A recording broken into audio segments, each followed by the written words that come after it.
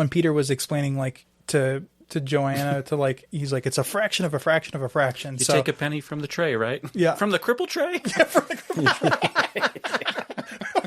Why are you taking pennies away from cripples? The pennies for everyone. Yeah.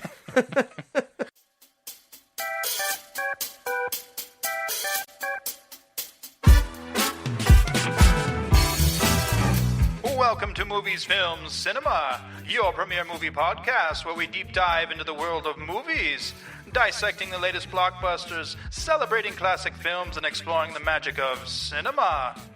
Join us as we discuss everything from Hollywood hits to indie gems, all things movies under one roof. Pop some popcorn, close that disc tray, and enjoy Movies, Film, Cinema. Welcome to Movies, Film, Cinema. I'm your host, Big Bird. We're your premier movie podcast where we love talking about movies. We love talking about movies more than we love filing TPS reports.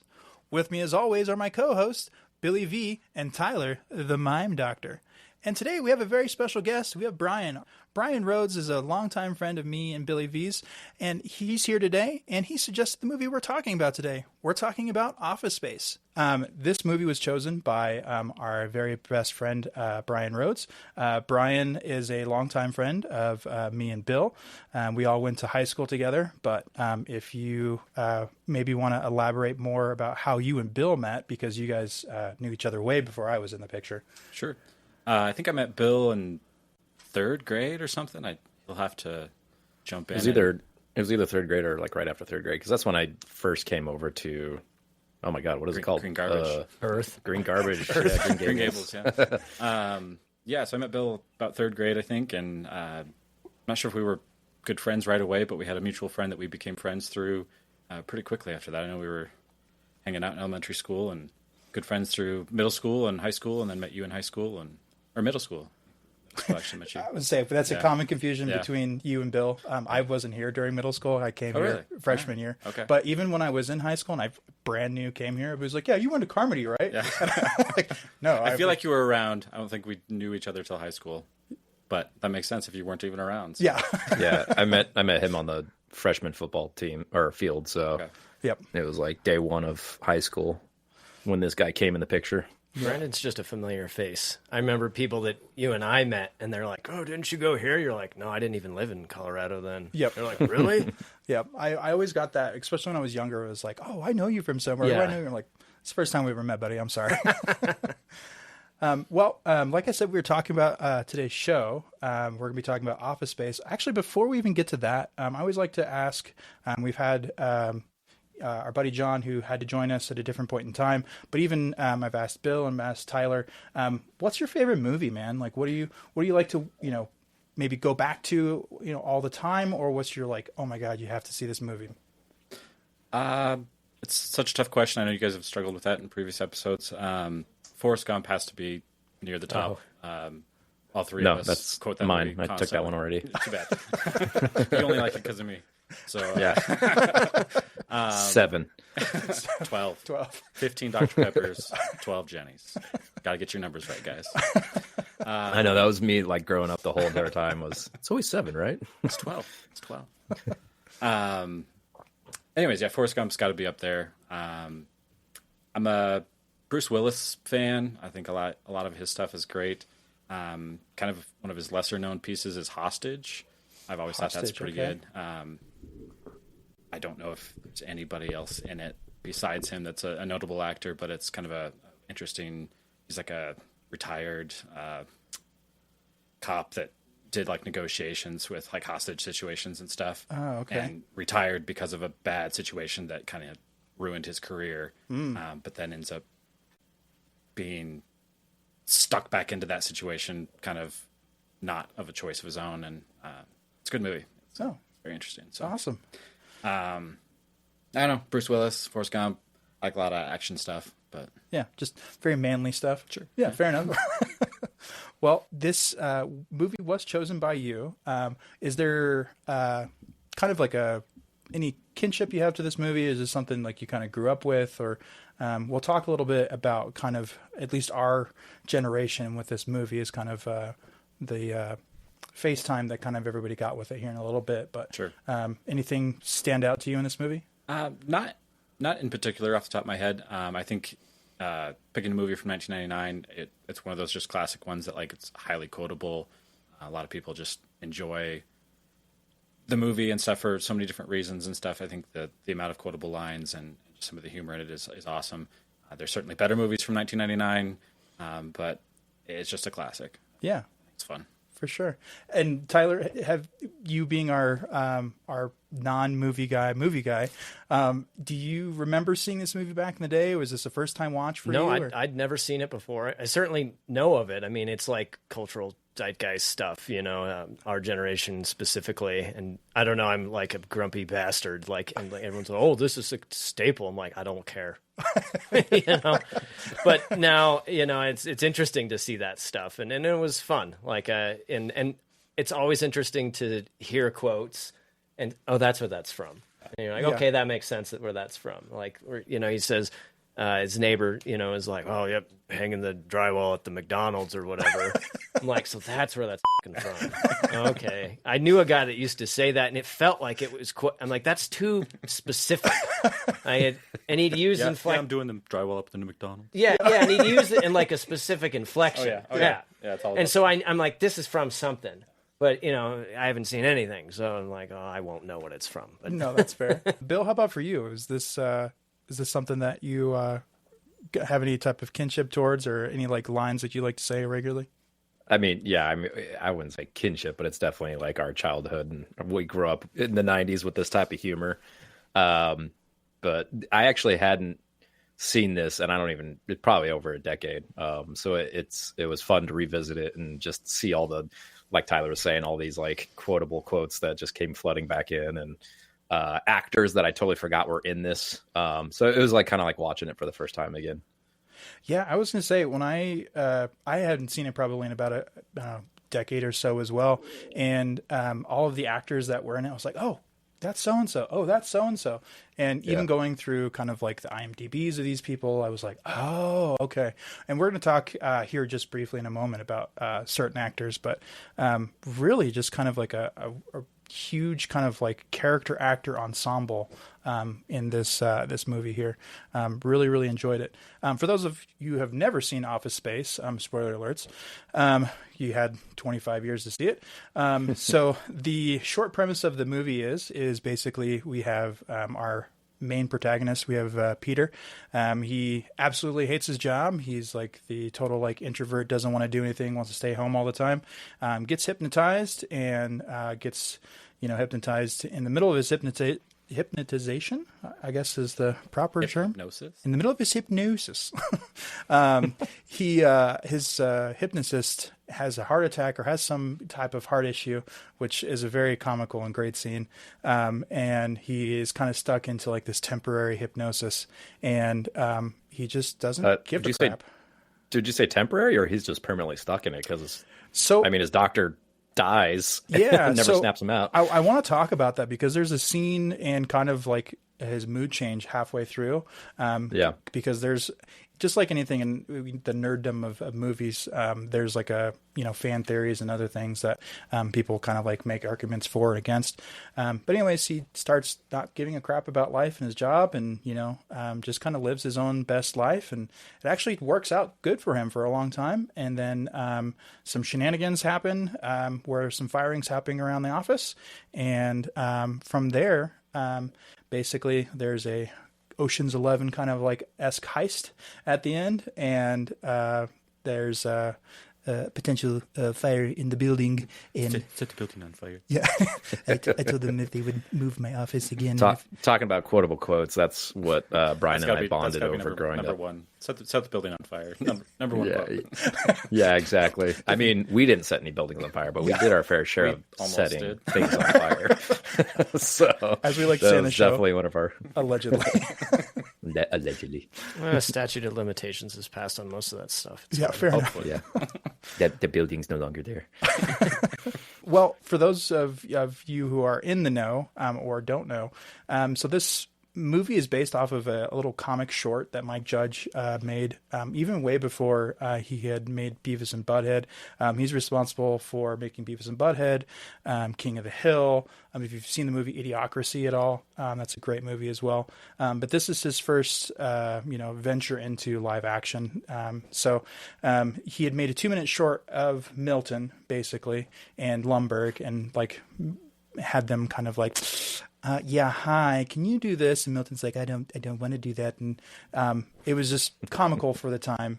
And so somebody said, hey, you got any ideas for a movie? Because he's, riding high off the hog off of King of the Hill and Beavis and Butthead. So he goes, yeah, I made this short. And they're like, yeah, do that. And he's like, well, I don't want to make a movie just about Milton because he seems like a character that would be like cool for like a few seconds, but you don't want to follow him home because he's kind of weird. Special features, I think he's interviewed, and he's like, nobody's going to want to see what he does at home. Yes, exactly. Nobody wants to see what Milton does when he goes home. Like, yes, exactly. Maybe 1 or 2 people do, and they should be helped as well. Yep. That is just the kind of the brief antithesis of why this movie was made. When this movie first came out in 1999, so it was really praised a lot by critics, but unfortunately, once it hit theaters, it was kind of a huge bomb. So oh really? Yeah, the movie had a $10 million budget, and in the theaters only made $12 million back on its release.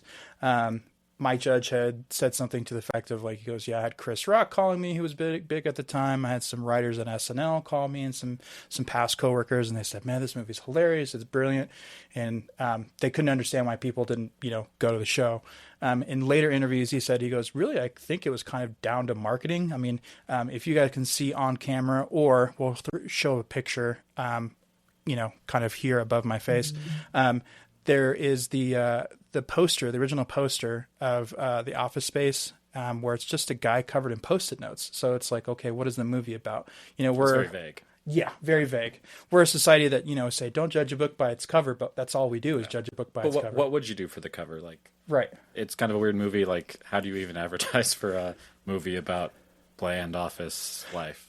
Right. And it's kind of like a Seinfeld movie. And Tyler, you had said this, like, prior to the podcast, you're like, it's a movie kind of about nothing. And that was like the appeal for Seinfeld, was like, it's a show about nothing, Yeah, and that's true. Well, and Seinfeld is one of those too that, like, when it was out, I didn't get it.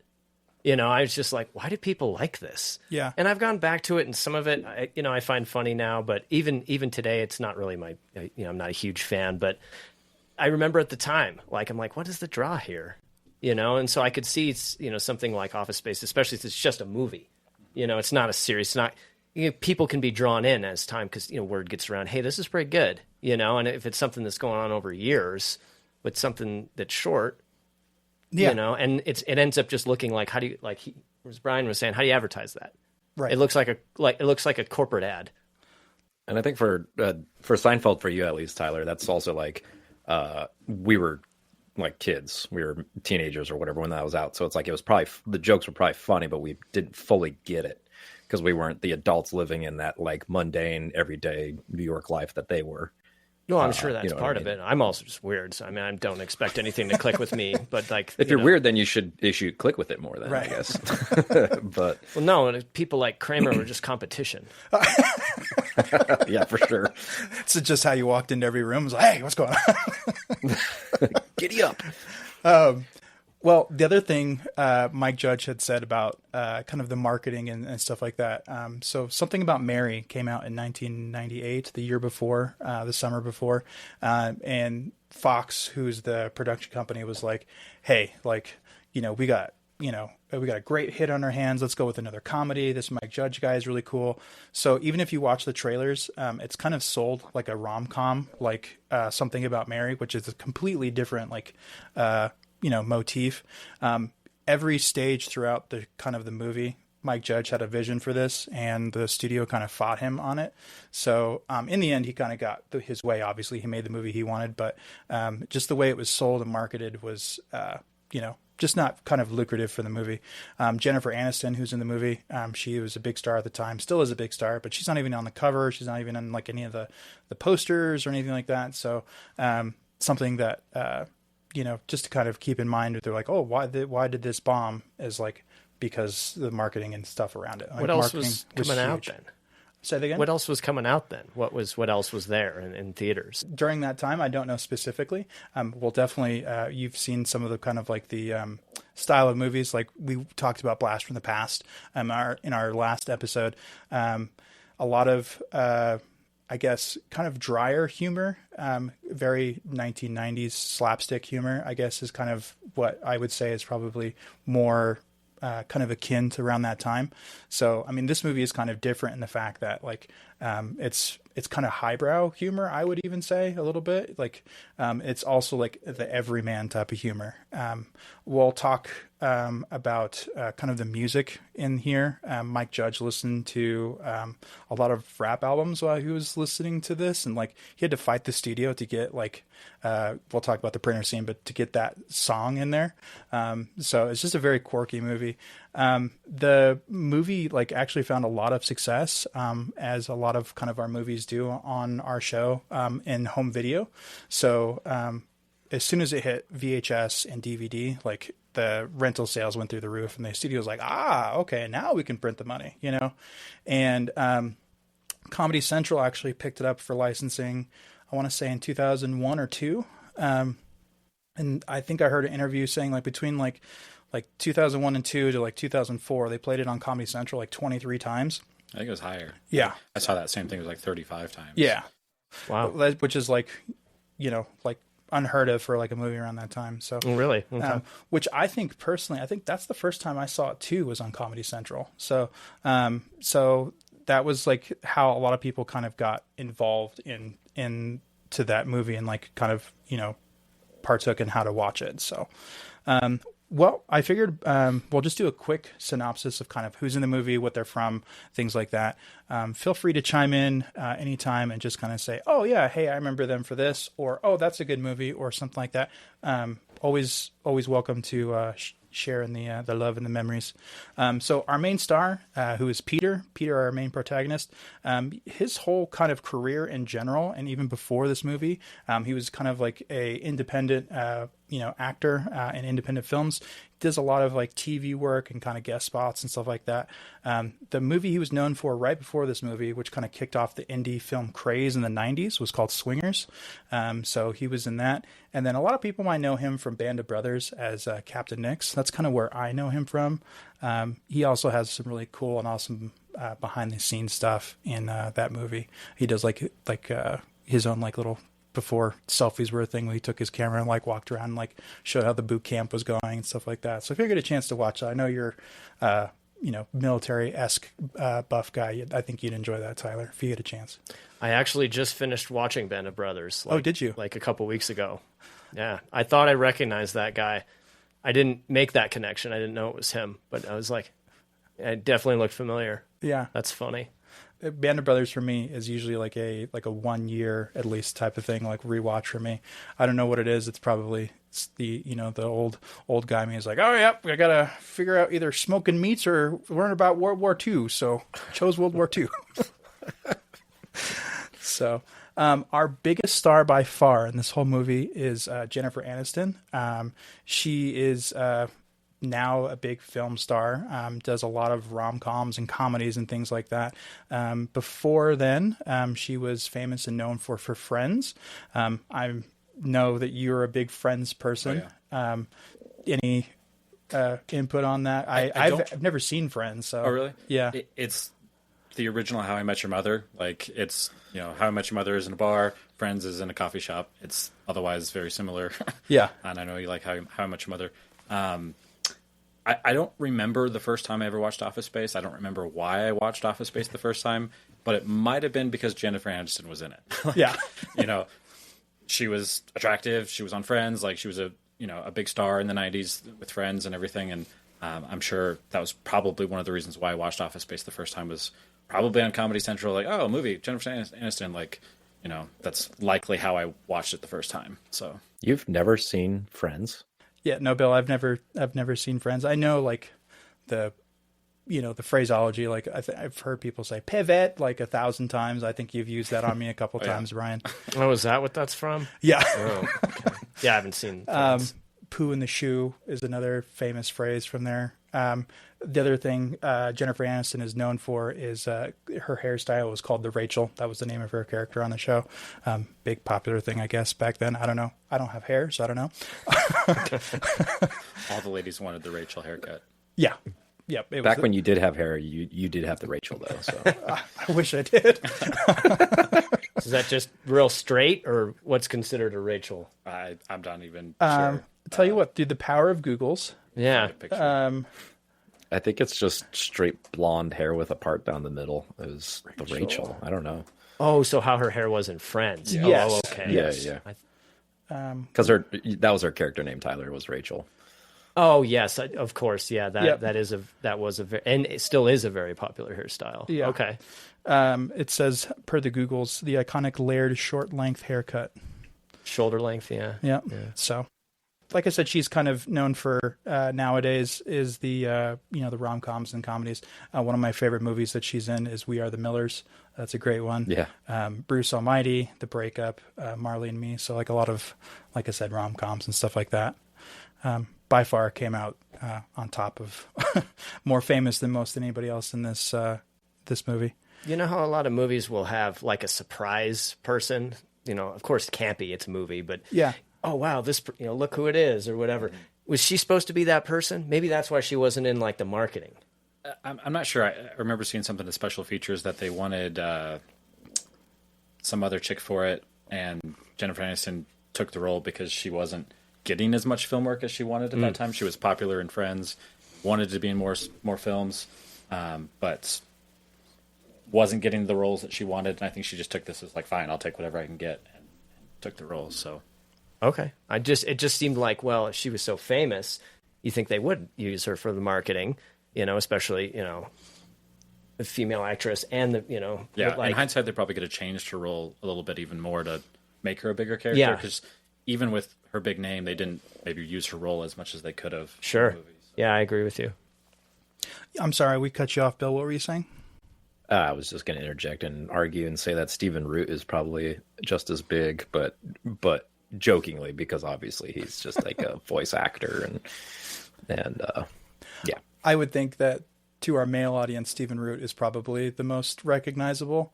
Over Jennifer Aniston for sure. Right. But Not quite as attractive, maybe, Yeah. but It depends on what role he's in. I mean, a belly button showing Bill Dauterive could argue it differently, sure. So we have our boss, our iconic boss of the movie. Gary Cole plays Bill Lumbergh. He was a working actor and is a working actor. He's more famous for TV shows and stuff like that, for smaller parts on movies.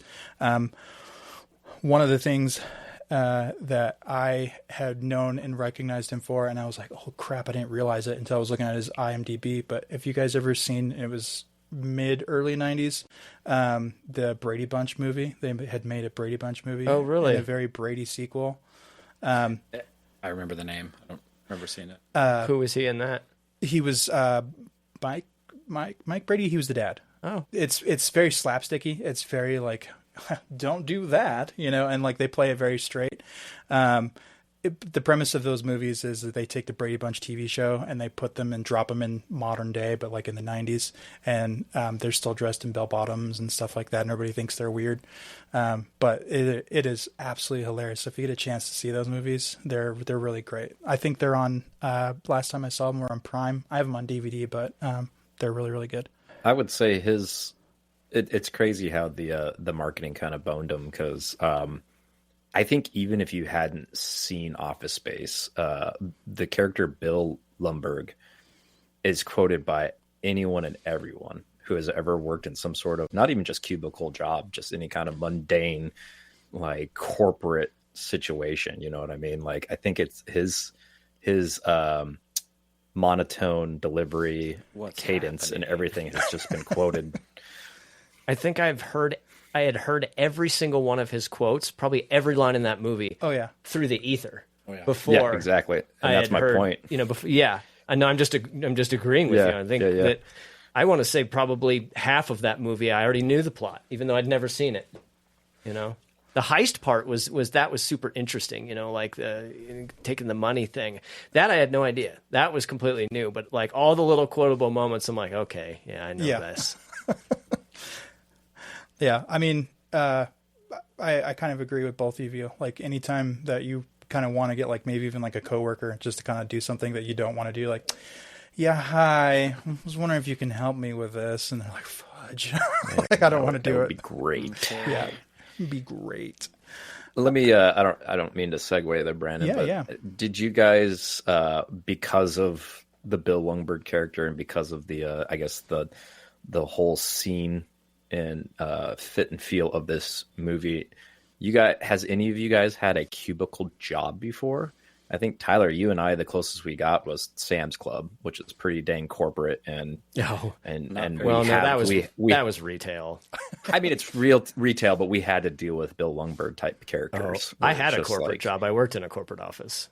Yeah, I guess that's I had my question. Own cubicle. Like, I mean, yeah, how was that? Because I've never had a cubicle job before. The closest I ever came was back in college. We did a 5-part miniseries called Mortal Kombat in the Workspace.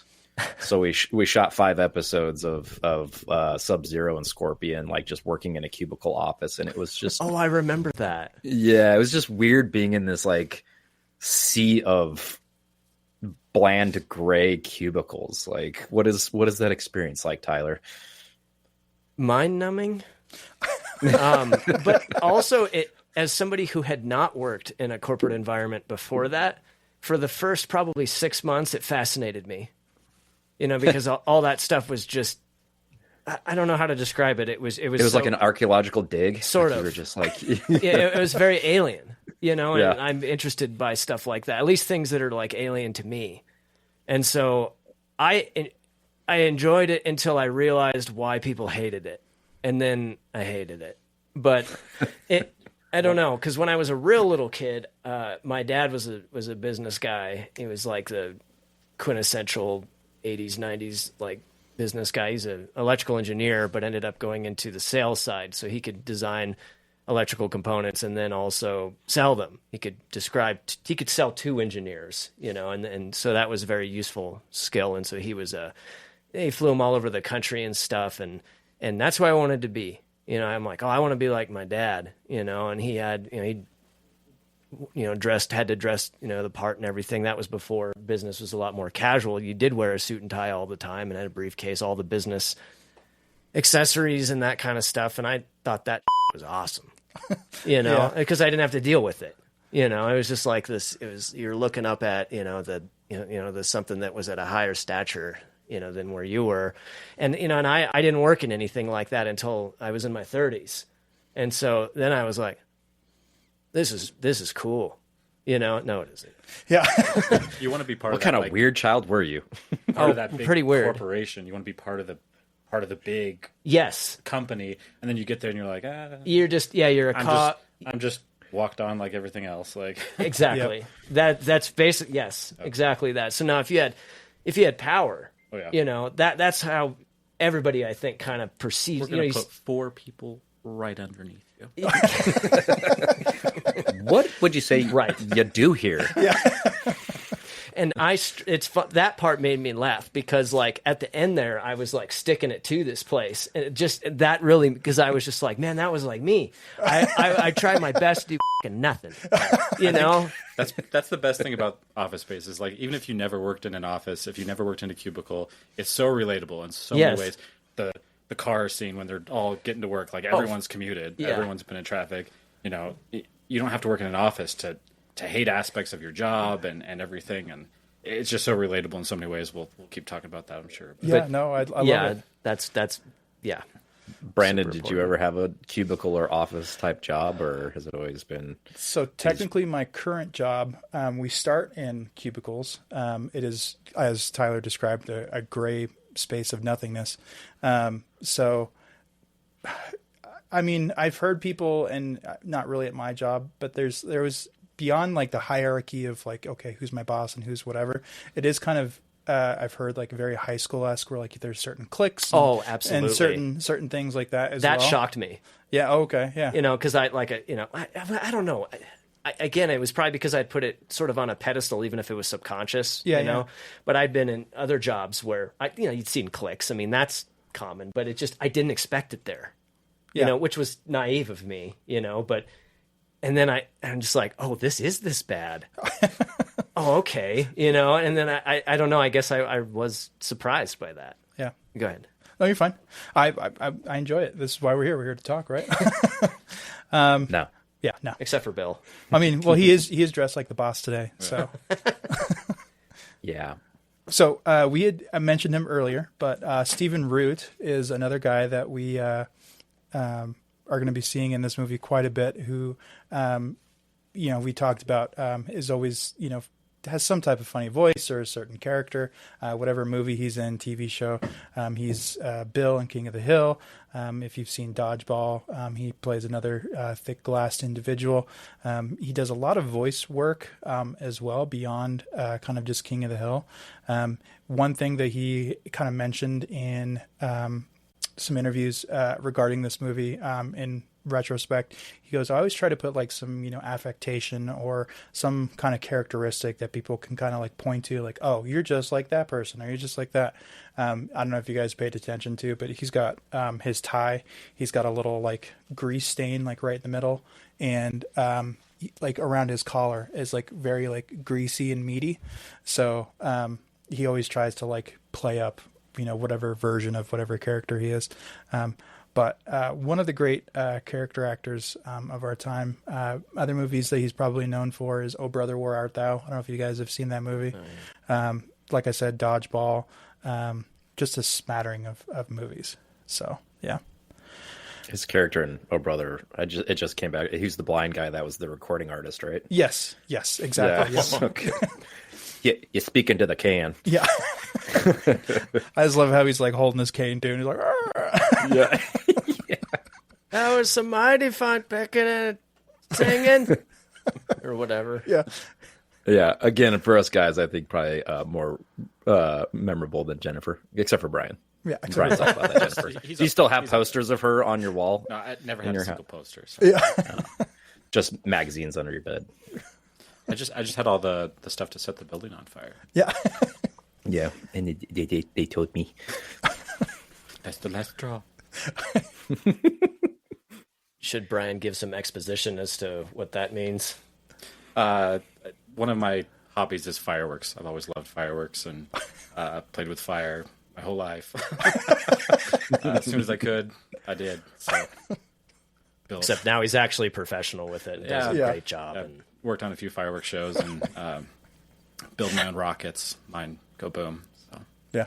really should have been on the one for October Sky. yeah, October Sky was another great movie from '99 that would have been fun to talk about. Just to paint the picture, like he says, he always played with fire. Like we were weird and played with fire. Like one of my favorite stories is, those old Razor scooters. We decided to turn one into, Ghost Rider, the character from Marvel. We're like, I think if we saturate the back wheels with spray paint and we can light on fire, and then you can leave a line of fire down the street like Ghost Rider, it works. Both of you guys at the same time. It works. I think we both told that same story that same way a few times. Yeah. So it's like we did a lot of stuff we shouldn't have, and you know what? Never got in trouble. But it's like that. It was weird stuff like that. We're like, oh, like the hacky sacks on fire. Oh yeah. Yeah, plenty of things with. It's probably a good thing I wasn't here during the time you guys were doing that, because I probably would have been like, I'm gonna go find something else to do. We wouldn't be your friend anymore. Pretty much. I just want to wrap up this kind of like short synopsis of actors and characters just real quick. Like I had spoken before, huge ensemble cast. John C. McGinley plays one of the Bobs. He's most known for playing Dr. Cox in Scrubs. We had talked about prior to the show starting about Dietrich Bader. He's the guy who plays Lawrence. He's the cool brother with the mustache and the mullet. Such a glorious mullet. Oh, I know. And he actually pulls it off really well. The mustache was a little cheesy, but the mullet was perfect. Yeah, for sure. He was known for the Drew Carey Show before Office Space. One of my personal favorites, and this for me, Bill and Brian, we all graduated high school together. But Napoleon Dynamite, he's the sensei. He's like, bow to your sensei. I knew I recognized that guy from somewhere. Yeah. Okay. I was going to say, Tyler, that's the character I was going to bring up. His name's Rex Kwon Do. I thought his voice sounded familiar. Yeah. Yeah, I used to, when I used to go into the office, like some Fridays during the wintertime in Colorado, I would go in my PJs, and they're like kind of big, baggy, penguin printed PJ type of things. And my boss one day, that's what he's like, dude, you look like Rex Kwon Do. And I never, like, he was giving me crap for coming in with PJs. And it's like, dude, it's snowy out. It's a Friday. I'm going to come in and be all relaxed. But I guess I was Rex Kwon Do from then on. That was his jiu-jitsu or whatever training school in Napoleon Dynamite, if you don't remember, Tyler. Yeah. Yep. He's also, if you're an animated fan, he does the voice of Batman in Brave and the Bold. So Batman reference there for you. David Herman, who plays Michael Bolton, who's not related. It's just a coincidence. Was on Mad TV before this. There's actually a famous story of him wanting to be in this movie, and he threw like a mental breakdown fit in the middle of Mad TV just so he can get off the show, so he can be fired to go on to this movie. And it worked. So Whoa. Yep. Ajay Naidu, I believe I'm saying his name correctly. Say both of his names. Huh? Say both of his names. Ajay Naidu? And the character he plays. Samir Nahinijar. It's funny, if you go on IMDb, they don't put his last name on IMDb. Oh, really? So how do you even spell that? Yeah. Not going to work here anymore. Not going to work here anymore. But he is a working actor, and for the lack of a better term, I kind of coined him as a really kind of an ethnic actor. If you look at his IMDb, like every TV show that he's on, he plays a version of some Middle Eastern character. So he has been a working actor for a very long time.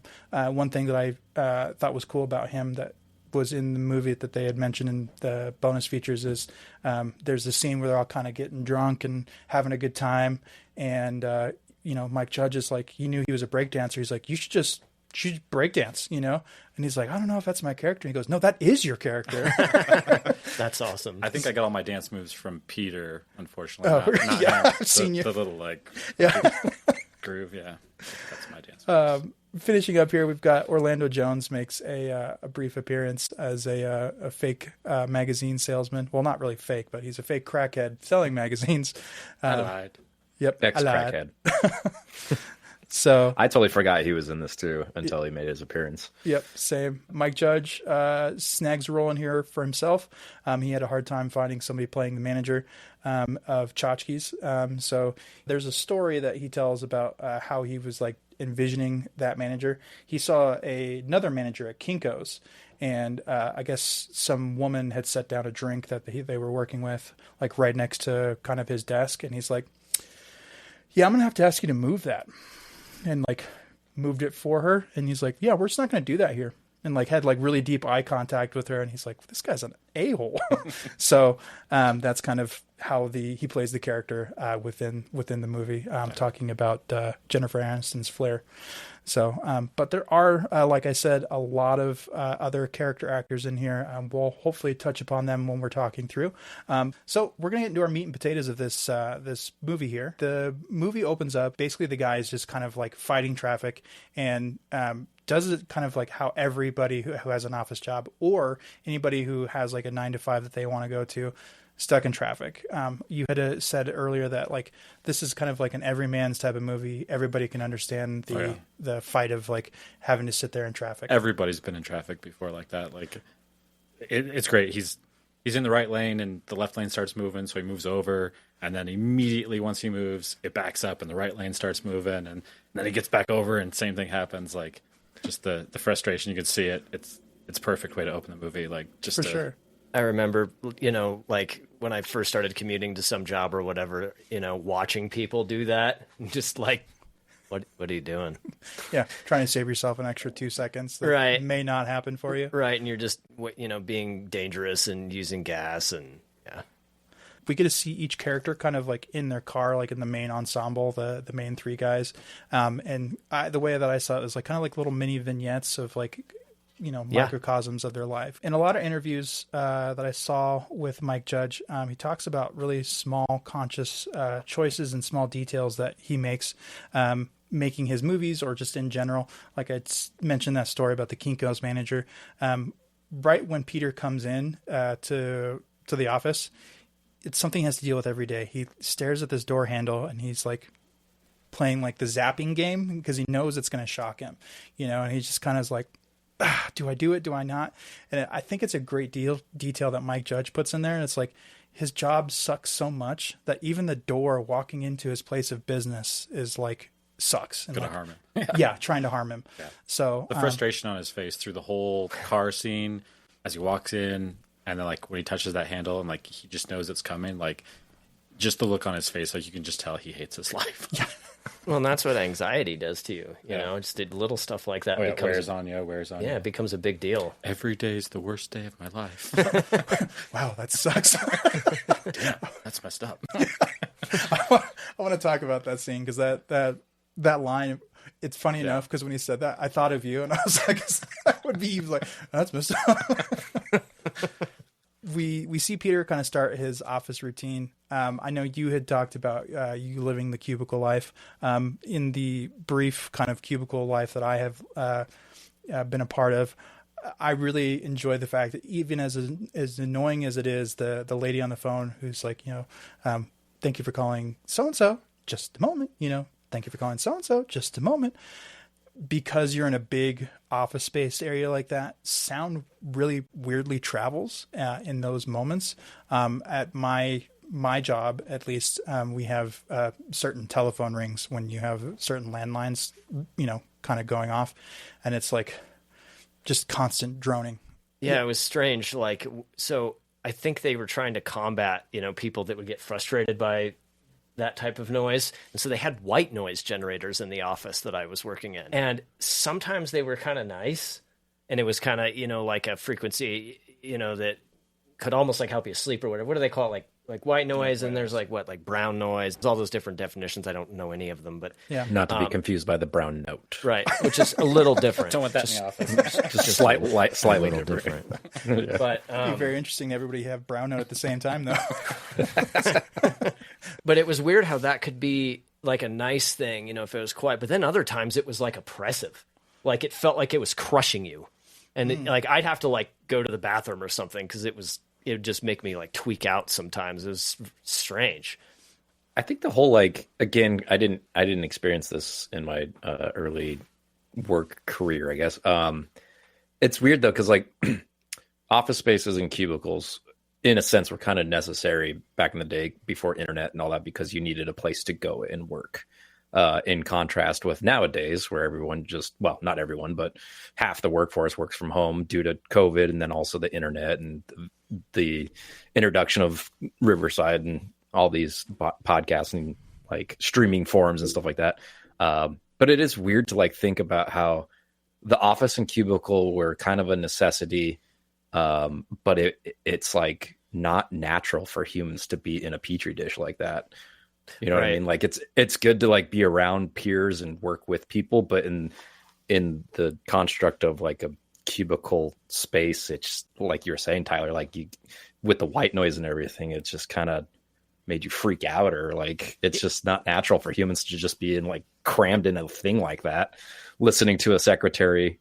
One moment, please. Well, and I'm just one of those day. people that sometimes I can zone out, and kind of focus on my work, but other times my brain will just pick a certain noise and hyper focus on it. So it's dude 3 cubicles over is having some conversation and I'm about ready to murder him because it just can't focus on anything else. Yeah, he just for some reason. Does that happen to you too? Oh, that's totally my brain. You totally know what I'm talking about then. And it's not their fault at all, but you're just sitting there pulling your hair out, waiting for him to shut up. Yep. Yeah, strange. What did what would be in the 90s before the internet and all that, what would be the alternative to cubicles? I mean, that's like kind of the answer to huge workforce of gathering people, but man, what a sterile, unnatural way to like gather humans. And like you said, have 2-3 people or someone 3 cubicles down, just like getting in your brain because of some, I don't know. Yeah.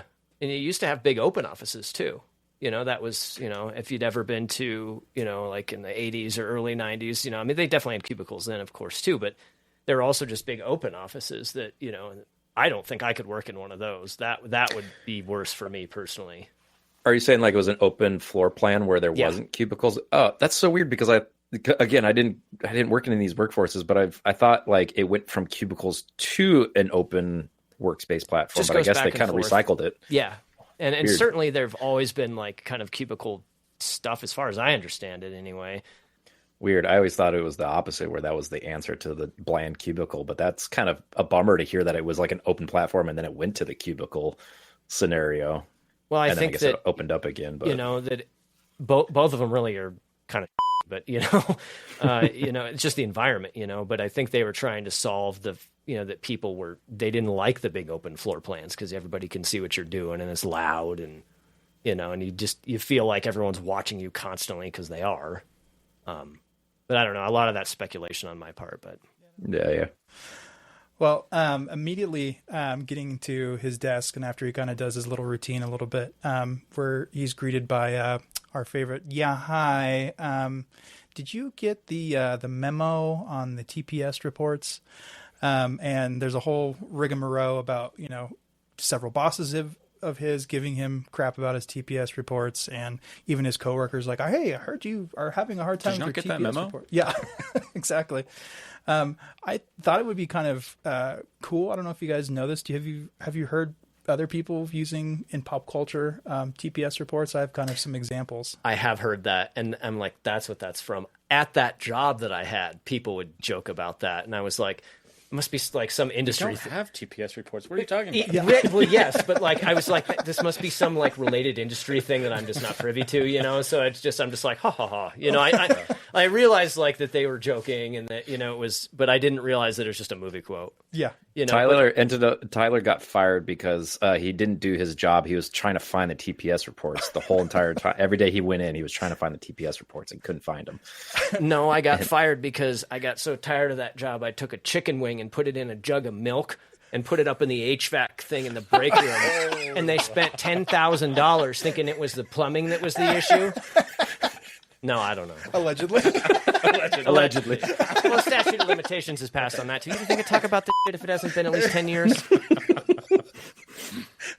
The thing is, guys, everybody that's listening, is we don't know if Tyler's telling the truth or not. We'll never know, except for that company that spent $10,000. Yeah. I don't exist anymore. Yeah, fair enough. Yeah. The milk grew into a gelatinous goo and took over the whole entire cubicle office. Well, beyond kind of phraseology and like kind of being in like the, poking fun with your buddies, TPS reports have actually been used in other pop culture references. Mike Judge recycled it and used it in a King of the Hill episode. It was used in Lost in the first season. Ralph Breaks the Internet. It's even in Star Wars and The Mandalorian. They reference it in episodes of NCIS. Wow. And even in video games. So they talk about it in Doom, Borderlands 2. There's a game called Black Mesa, I guess, that's really popular as well. One of my favorite references that use about TPS reports, I don't know if you guys remember this commercial, but there was a linebacker named Terry Tate, and he was the Office like linebacker, and it was a Super Bowl commercial, and he basically was keeping people in line. So like anytime people go to the water cooler or they're not doing anything that they're supposed to be doing, he'd like run and tackle them and like violently hurt them. So one of the times he hit somebody, he's like, "You didn't do your TPS report right." Woo! And like, just standing over him. I have the commercial here, which, we can throw in the links below if you want to watch it, what I'm referencing to, but it's Super Bowl ad spot that continued on after, but it is really, really funny if you get a chance to watch it. In the behind the scenes or your research, Brandon? Yeah. Is there explanation of what TPS's acronym is? Ooh, I thought I had it here. I don't think so. That it's never explicitly said, but I do know that it is not in the movie, but I would imagine someone like Mike Judge actually has like the explanation, the acronym out there. You know what I mean? Like, I've seen people use something pointless sheets or something, like just joking about it after the fact. The pointless. yeah. yeah.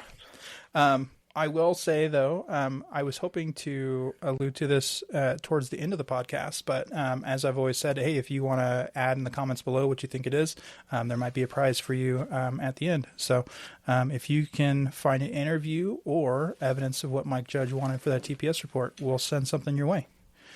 We'll send you a memo to come in on the weekend. Yeah. Yeah. Hi. Yeah. When they joke about in my office, they joke about the memo thing. And of course they'd reference that, the TPS thing, but like, because memos were really important. And I think that that's why he, included that. But like, that would get frustrating though, the way, because everyone would ask you about stuff like that, especially if you really did, you're on, vacation or whatever. And, you really did miss something and it really kind of would up your day. And then everybody would give you grief about it. And like, I don't know. I laughed at that part because I'm like, okay, that for most people who've worked in an office environment, that's pretty relatable. For sure. And the fact from hearing it from like 4 or 5 different people. Yeah. Yeah. Yep. I agree. Next we have the introduction to the infamous printer. You can see Samir is already like really, angry at this thing and he's already cussing at it. I really related to that myself as being a relatable thing. Just some corporate thing that is used every day that is not fixed, and everybody knows that it's a piece of crap and it needs to be fixed, but for some reason just corporate has decided it's not broke enough to fix. Or it's just user error. You can admit it. Yeah.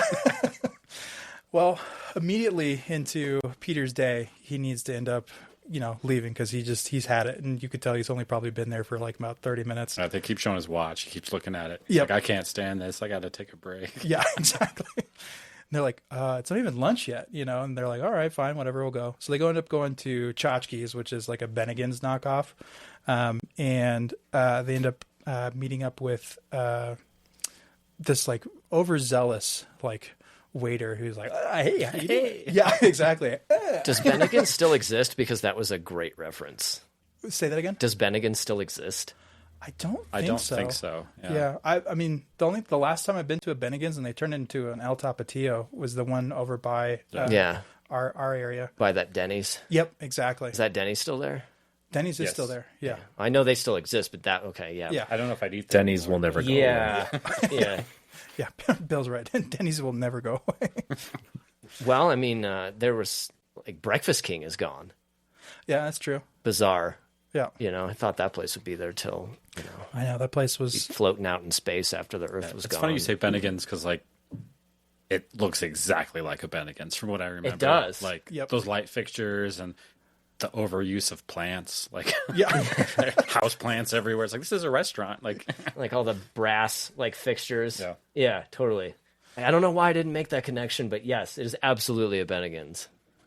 The guy who plays the waiter, though, at the knockoff Bennigan's, God, he played his role's role pretty good. Yeah, so good because I wanted to punch him in the face immediately. It's like a very punchable face. Everybody has worked with a guy like that, and everybody has gone to some place where someone like that worked. Oh yeah, he tries way too hard for the customer's sake. Yeah. But he also then repeats, a line that was said earlier. It's like, oh, it looks like somebody's having a case of the Mondays, which I don't know if that was like a phrase before this movie came out, but like I feel like kind of like we were talking about TPS reports, like that's a phrase that I hear all the freaking time. Like now. Somebody's having a case of the Mondays. Yeah.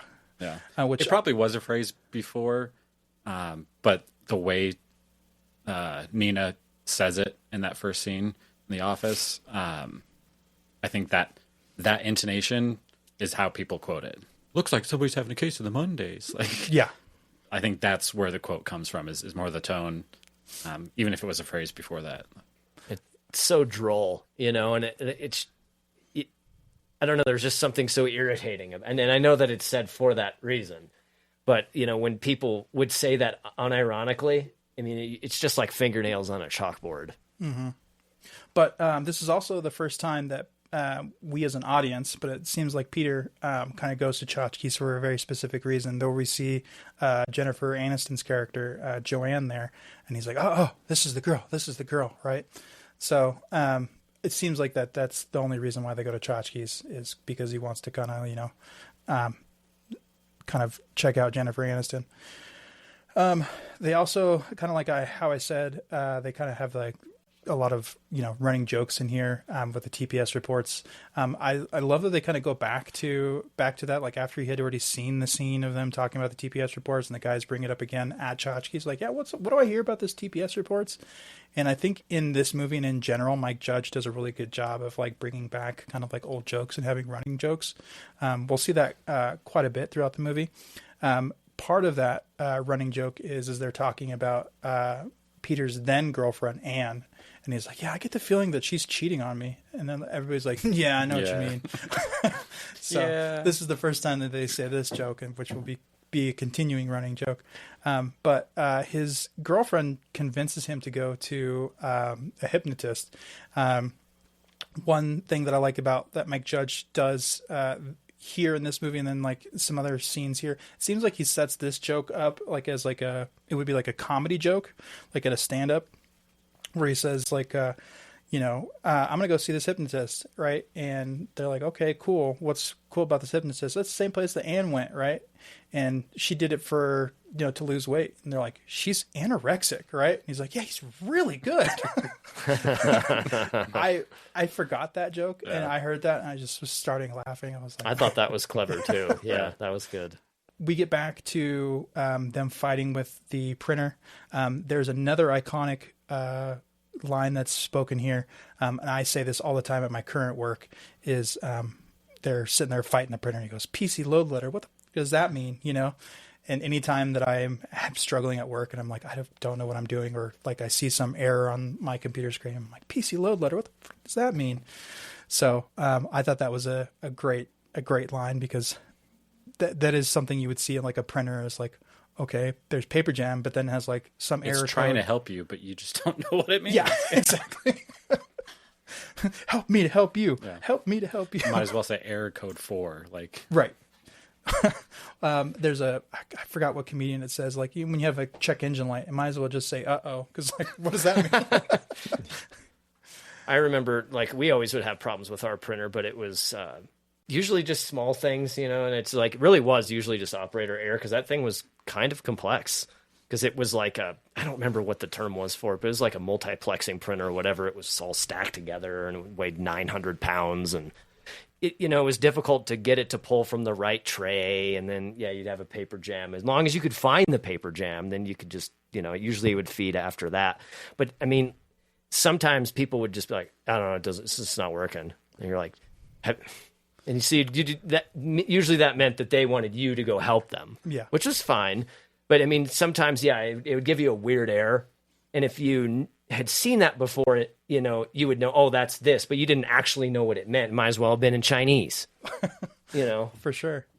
What is the I guess engineering behind these things?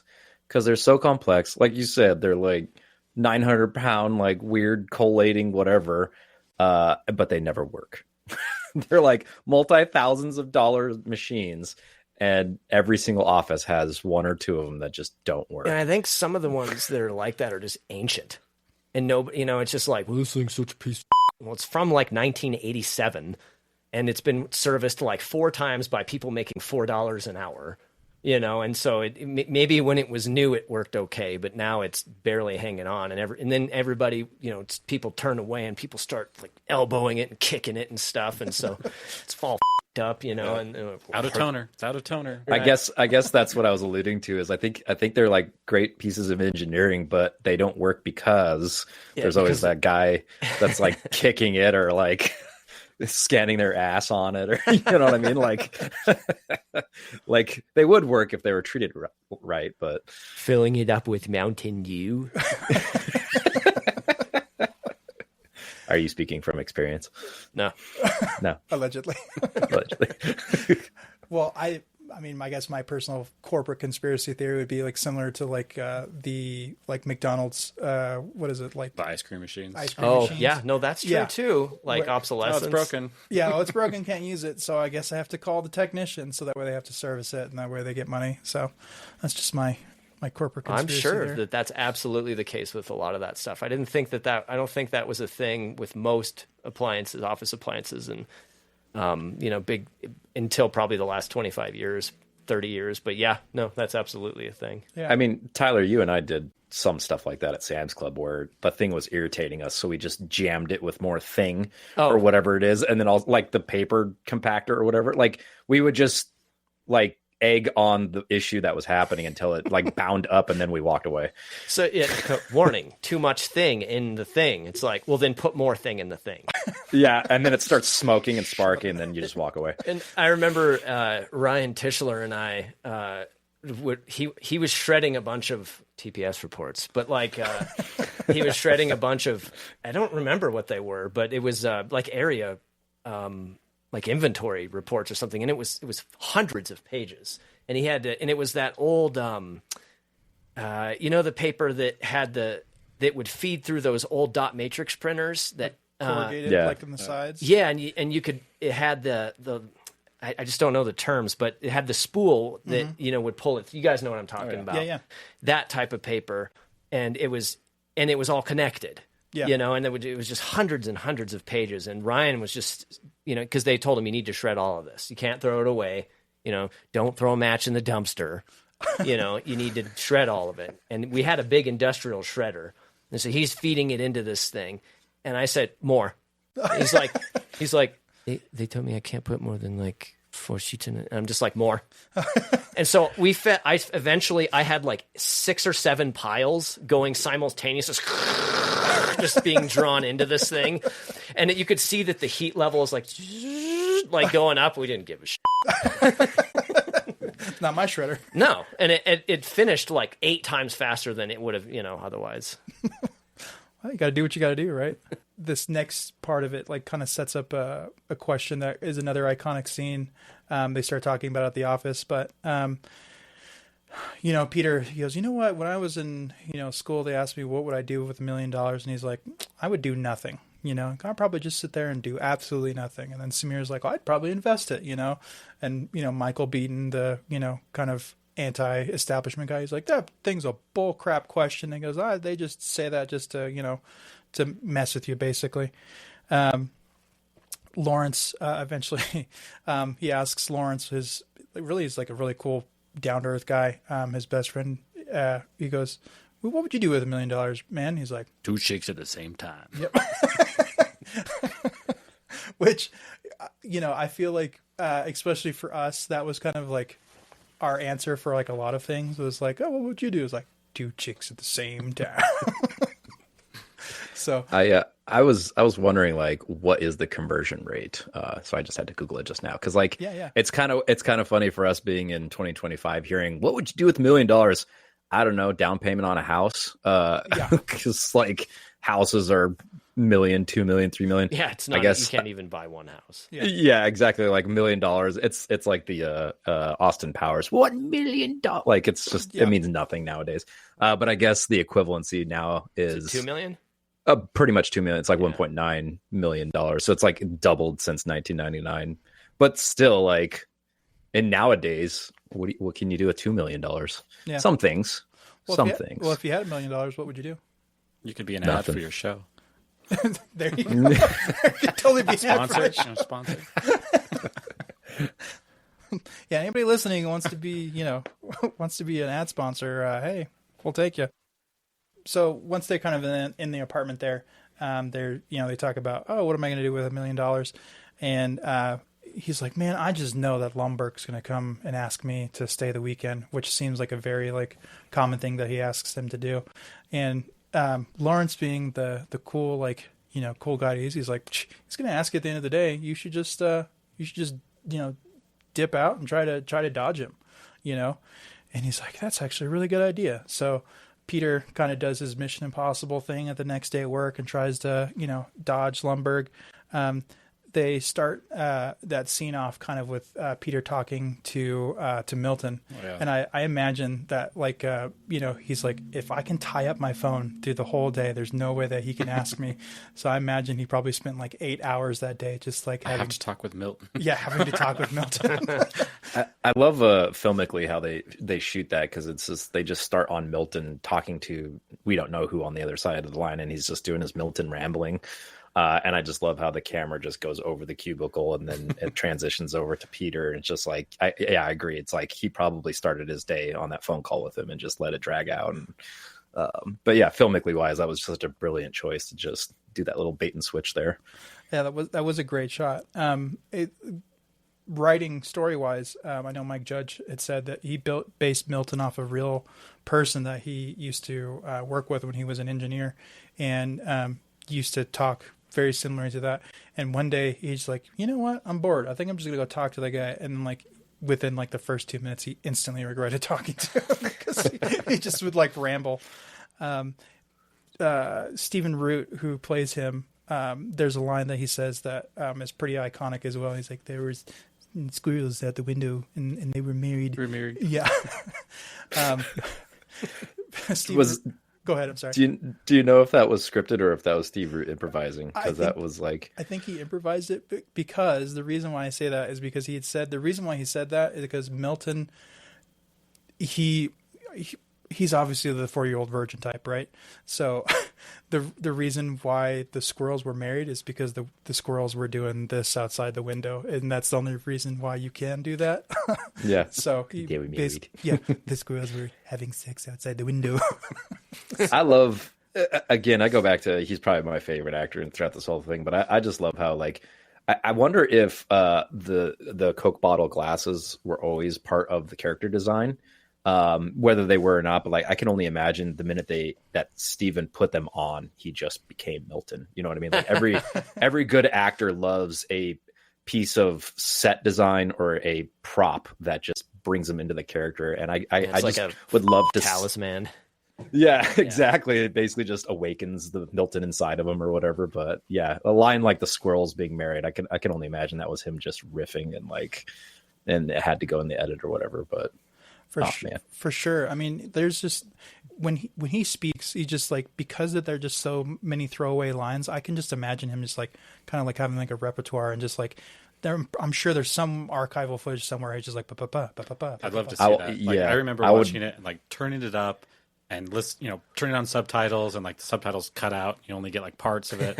But like, I love like just hearing what's he mumbling. Like, I want to see the lunch breaks on set and just seeing him just probably still in character. Stay in character. Just stay in character going up to get his catering. You know what I mean? Like, how many extra lines just didn't make it in the film that he was just on set with, you know? I was told they would have chicken fingers for catering. They would have ranch. And today it's curry. And last time we had curry, half the set got sick, and I don't want to get sick this day because I have a big performance I got to do. Doesn't it sound like a Ryan character? It's totally Ryan. Do you guys want to explain? Oh, we have a friend who would generate characters like this, you know, and he could just snap into these characters and maintain those characters for minutes, you know. And I don't know how he could do it, you know, when everyone was cracking up, and I mean, he was fantastic at that.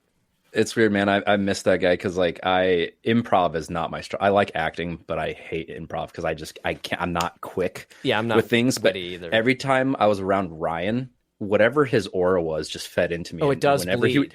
Whenever he would get into his characters, him and I would just riff for freaking hours about nothing. We were just in this weird like state of being. People would maybe be around us, maybe not, but we were just in our little characters' heads. But there certainly are people, and he's one of those guys that he just has this energy about him, you know, and it's just infectious. And you know, he's such a good dude and so funny, you know. And then he would do the Ryan dip and just disappear. Yeah, and he was it was interesting about him is that, you know, if you were in like a public place or whatever with him, and he would just be gone. And and he just had like he'd get to a point where he's like, okay, yeah, I'm done. my role, for this particular event has concluded. Irish goodbye, right? Exactly. It was like Irish goodbye to 1,000. Yeah, because you know how Irish would just be goodbye gone. is just like, We oh wouldn't know yeah, what happened okay, to him. and then they would, you would seriously be talking at a bar, turn away to like talk to someone else, turn back, and he's just gone. Like he did the Batman on you. Yeah, there's like an outline just fading away. Exactly. Well, you had made the comment of like, I wonder if his glasses bill about like, how they decide to make him thick. Apparently Mike Judge, every time they saw the Milton character, he's like, make him thicker, make him thicker, make him thicker, and they got to a certain point where Stephen Root had to wear contacts just so he can barely see outlines with the glasses. And Stephen Root has said that like this, especially in the scene where he's like trying to enter like Bill Lumbergh's office, he couldn't see anything, so he had to memorize where the door was. Is that why he was shuffling Yes. just inch at a time? He shuffles up to the door like, Yep. like he can't see. And the way he's just scanning the office with his head. Yeah, just kind of. Yeah.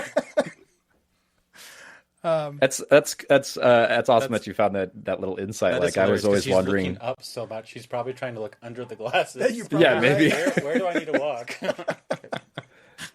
That's good that the costuming department actually gave him context though, because you always like a lot of those times if something's like that, they just put that on the actor and they just have to deal with it. Hope you don't get too bad of a headache. Yeah. Yeah, exactly. Or like when they're in like a costume. Sometimes they don't even get like a little like video feed. They're just in the costume blind and they have to just memorize their steps or whatever. You know what I mean? So that's crazy. I wonder how much his eyesight suffered from having corrective contact lenses for a Coke bottle. Like, can't be good. For sure. But we all benefited from it. Yes. The movie cuts immediately to the next scene where this is what I wanted to talk about with you, is the hypnotist, and where he says like, today's the worst day of my life. If you want to elaborate on that. I just thought it was funny. He's talking, just kind of being interviewed by the hypnotist or whatever, and he's like, yeah, just every day is just worse than the day before, and like, so every day that you see me, it's the worst day of my life. And the hypnotist is like, that's messed up. Like, kind of under his breath, but like definitely like audibly aloud. And it's like, whoa. I enjoyed that scene because I thought of you and I was like, that would be something Brian would say. That's messed up. That's messed up. But I love how the girlfriend Anne, she kind of like looks at the hypnotist like why would you say that? Yeah. I almost, because of the lines of like, I think she's cheating on you, I almost wonder if she was cheating on Peter with the hypnotist, because it was kind of like a familiar like girlfriend look. Sure. Like, why would you say that? Yeah. Something like that. So, but the other part of this is where the hypnotist is, when he's putting him under, he's saying, Grabbing at his chest. He's like, deeper and deeper, way down. Deeper and deeper, way down. Which I don't know why, for some reason. I love it. I mean, I would say for some reason I remember you saying that in some type of conversation. The smallest little things and like the most bizarre memories pop into my head. I have a horrible memory until something pops in my head. And that's probably one of them where who knows what we were talking about, but deeper and deeper, way down, way down. They did such a good job like blocking that scene too. It's like, so cheesy, and like hindsight watching it again, like it was funny because like I feel like it's such hyperbole for him to be saying that every day you see me is worse and the worst day of my life or whatever. And like you could see how glum his life was and how frustrating his life was and stuff. But for him to say that, I felt like was a jump. And then, but the comedic effect of it, I think, was awesome and stuff. But just, he thinks the hypnotist is stupid and he doesn't want to go, and then his girlfriend makes him go, and like then he's just okay with it. Like I thought that was a little weird, but the scene's awesome with the hypnotist, how he puts him under, and has a heart attack midway. I just love how they didn't, because it's in the 90s, they could have easily just had him hypnotizing, and then all of a sudden heart attack, and then he's out. But instead they did such a brilliant job with the blocking, like slowly and slowly he's getting more sweaty. Oh, the and sweat is awesome. There's a moment like It's he's just, holding like, his beating up and they just keep getting closer and closer with the camera. Yeah, beads up more. Yeah, Somebody's gonna and like bottle. he's holding his chest, but not in a way like normal people like in a movie. I'm having a heart attack. He's kind of holding, and then at one point he kind of does this with his hand. Yeah. You know what I mean? And it's like little things like that where it's just a silly '90s comedy, but they like a scene like that with the choices right there, are just so brilliantly like done in such a simple scene that it's just like it told us everything we needed to know. And then when the moment actually hits that he has the heart attack, and Peter's just sitting there, just blue skies and. I don't know. Yeah. For me, like his face is just total like relaxed and happy. The way that his face It's probably looks, the first time you see him smile. Yes. Yeah. But I hopefully we can do this in editing. But his face to me, it kind of looks like Woody from Toy Story. Just the laissez-faire, like the look on his face. I also liked the actor, like when he's grabbing his chest. The first time he does it, you kind of think like, oh, maybe he has some like indigestion because he's like, just, and then He's a big dude. Oh God, shouldn't have had those meatballs. Yeah, exactly. Have you guys seen him? Because I was watching it. I totally forgot about that scene. I forgot the catalyst that brings him into the Peter into this world of not caring. So that was a nice like refresh to see that scene again. But that actor, I'm like, where have I seen him before? Do you guys remember Richie Rich? Yeah. He was like the mad scientist in Richie Rich's lab. Oh, really? Okay. Yeah. Have you guys seen him in anything else? Like that's the only thing I can remember him from. It's funny you say that because I was a Disney Channel kid, and I don't know if you guys remember the show Brotherly Love with the Lawrence brothers. He was the mechanic in Brotherly Love. So I think that show ended in '97, but there was like definitely reruns of that show on, and I was like, that guy looks familiar. Oh, it's him, but he has a toupee on. So he's a famous character actor himself. I was trying to see if I had his. I didn't put his name in the notes here, but really, really great famous actor or character actor who has been in a lot of stuff, especially like in the early 2000s and stuff like that. So before he gets hypnotized, Peter's like, "Can you just zonk me out so I don't feel like I'm at work?"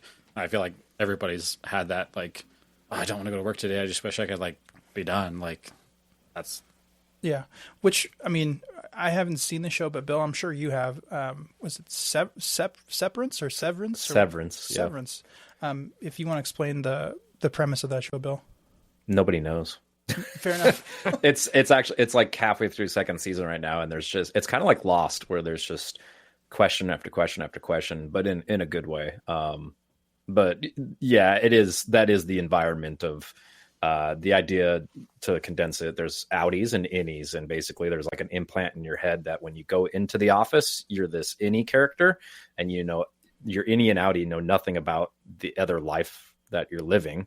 So basically when you go to work so you can make your bills, you're just this innie character living its own life in this bland, sterile, like minimalistic environment, and you're like, we don't even know what they're doing. They're like collating numbers that are numbers that are intense. I don't know. It's crazy. It's a great show because there's all these questions, and it's like, it's a slow burn into what it's leading up to. But yeah, it is like the epitome of that cubicle life. But you go into their office and there's only 4 of them in this huge office, but they're in one cubicle right in the center and stuff like that. But yeah, it's just, the whole thing is just kind of sterile and weird, but kind of reminds me of Multiplicity. I haven't seen that. I keep hearing about that. Are you It's serious? a great movie. Oh, it's awesome. Yeah. Character gets cloned, so he has multiple versions of himself to accomplish. Yeah, that's not Bacon, is it? It's Keaton, Michael Keaton. Yeah, Michael Keaton. Yeah, Family Guy did an episode of it where Stewie starts cloning more of himself, and they end up with the most dumbest version of first the clones clone themselves. First, he just gets one, so the one can go to work and one can stay at home and be like the fun dad and good husband and stuff. And then they get another one to like do the home life and the mowing the yard and stuff or whatever, and then they get a fourth that's like just stupid. Like, I've seen the VFX breakdown of it, which is like pretty revolutionary for that came out in like mid 90s or like early 2000s. I would guess 90s, but probably somewhere in there. It's a great movie though. one of the lines that I remember from that movie, looks like it came out in 1996. One of the lines that I remember from that movie is like the dumbest one of the versions of it, right? And he's sitting there, he's got a boot on his head, and he's shaving with a razor, and they're like, "Don't worry, we took the blades out." Yeah. I like when he takes a piece of pizza and puts it in his wallet. Oh yeah, he's yeah. like folding it up, like this is what I do with my pizza. Very dumb child humor. So yeah, Peter's got this like new lease on life where he just doesn't care. He's supposed to come in on the weekend and sleeps through the whole weekend, basically. Gets a dozen voicemails from Bill Lumberg, and they all start 17. the same. Yeah, 17, yep. Not 15, not 12, 17. 17. And they all start, yeah, hi, yeah, hi, yeah, hi. And so Peter's just like, yeah, screw job, screw life, and, doesn't show up to work. And rather than going to work on Monday, he goes to Tchotchke's and goes to ask Jennifer's Aniston out, who's her character's name is Joanne. He's like, hey, you wanna go to lunch? Hey, what are you doing for lunch today? Yeah. She starts listing off the specials. Yep. It's like, no, I was asking what you were doing for lunch today. Right. Mike Judge had said that he envisioned Joanne's character as kind of like the small town beauty, basically. Like she's the prettiest girl in the small town, right? She's got that classic look, but she's kind of like the loner and the loser. So hence why she's kind of like working at Tchotchke's is kind of like this is all she expects out of her life is just to kind of do like the basic stuff. So I think her line about like I love kung fu, right, is like atypical of like she's kind of got like a little bit of stoner to her a little bit. So the kung fu line as well, kind of like I could see somebody getting ripped and like I love watching kung fu. I thought that was kind of a fun character, thing that you wouldn't have expected from her too, because it was like a Napoleon Dynamite kind of thing. Like, I love kung fu, Yeah.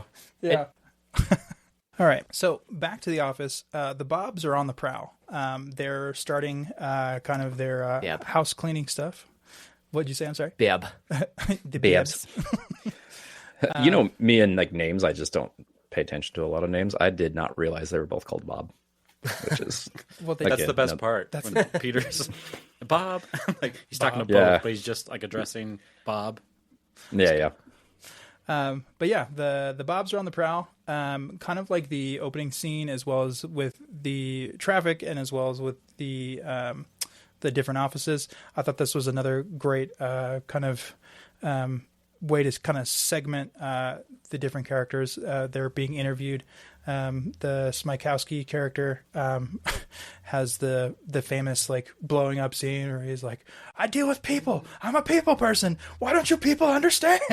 And you could just see the Bobs like check a box for fired type of thing. And the scene with Michael Bolton, and I'm going to call him Dr. Cox because that's the only way I see him, is Bob Slidell. Bob's. Okay, Bob Slidell. There you go. One of the Bobs. One of the Bobs. Main Bob. Glasses Bob. They both have glasses. Suspenders Bob. There you go. Suspenders Bob. Billy Bob. Billy Bob. Suspenders Bob. He alludes to him being like a big Michael Bolton fan. So the actor who plays him actually, and this is like way before like you can like Wikipedia stuff or whatever. He apparently went and bought all of Michael Bolton's discography, like listened to every record and tried to like find every special that he ever did, and like really deep dived into like loving this character, right? That's funny. So every time that they like try to introduce the scene, he's like, "Oh, I like him on this album, or I did this, and I liked him on that, and I thought he was cool on this," and like he just tried to give them as much like material as he could. That's unfortunate that they didn't use that. Yeah, but like he just like he really nerds out. Like so, there's like he gave him like different levels of like I like Michael Bolton too. He's like, oh god, Michael Bolton, he's the best. So I celebrate his whole collection. yeah, exactly. So I thought that was like a great behind the scenes type of thing. But you're Michael Bolton. But when Peter gets in there and he talks to the Bobs, he's just like he is at the restaurant. He's like, Bob, let me tell you about those TPS reports, very like laissez-faire, and the Bobs are eating it up. They're like, oh, this is great, and they're really excited about, Peter's answers and stuff like this. And it ends up having to do, or leading to that, like, because of what Peter says about, like, I've got 8 different bosses, Bob. If I screw up one thing, it only makes me motivated for so much, and it leads to the Bobs actually talking to Lumbergh and going, so what do you do all day? Which kind of, I love when they turn around on Bill Lumbergh. Yeah, and they flip the script on him. I thought that was like a great way to kind of like flip the lens on them, or on Lumbergh. When we first see Lumbergh, he's just towering over everybody. He's got his coffee, but there's several times throughout this movie after Peter gets his hypnosis done that he really challenges Lumbergh. At one point, he tells him, like, I got the meeting with the Bobs, like, go away, come back later, And Lumbergh's like, yeah, we'll talk about that later. I didn't know about that. He's like, oh, they called me at home. Yeah, after Bill left him all these voicemails, like, yep. So, but Peter, though, he starts living his best life. He's going fishing while he's supposed to be at work. He guts a fish there. He's playing Tetris at work. He's eating Cheetos. The very iconic scene where he unscrews his cubicle and, pushes the wall over. I remember we had talked about for Comedy Central. It had been playing multiple times. I remember TV spots and like, oh, Comedy Central presents Office Space or whatever. And they'd always show you like an opening scene of like, this is Office Space, and he would push over the wall, and they would have scenes from there. But that has always been sold with this movie, like for trailers and stuff like that. It's just like anti-establishment, let's push over the wall type of thing. So I thought that was like a really good, the way that they kind of framed and blocked that was really cool. So I kind of felt bad in this moment just because I don't like people picking on other people, but Lumbergh goes and picks on Milton in between these scenes and ends up stealing his stapler, and the famous red stapler. So Milton, within this, this is my stapler. this is my stapler. Yeah, this is my special stapler, and it's the Swingline, and it's red. So, do you guys have you guys heard about the story about the red Swingline at all? Or are you familiar with that? Yeah, I think they only made black ones, and then after this movie came out, they're like, well, we need to make red ones now. Like, yeah, you're right. Really legit thing that actually happened. I think it was a movie prop. They just spray painted it red, and then afterwards it was popular enough and iconic enough that Swingline came out with red. Interesting. No, I'd never heard that. Yeah, apparently there was some guy like in the early days of eBay who just was like making knockoffs and like making a killing, and there was such smart.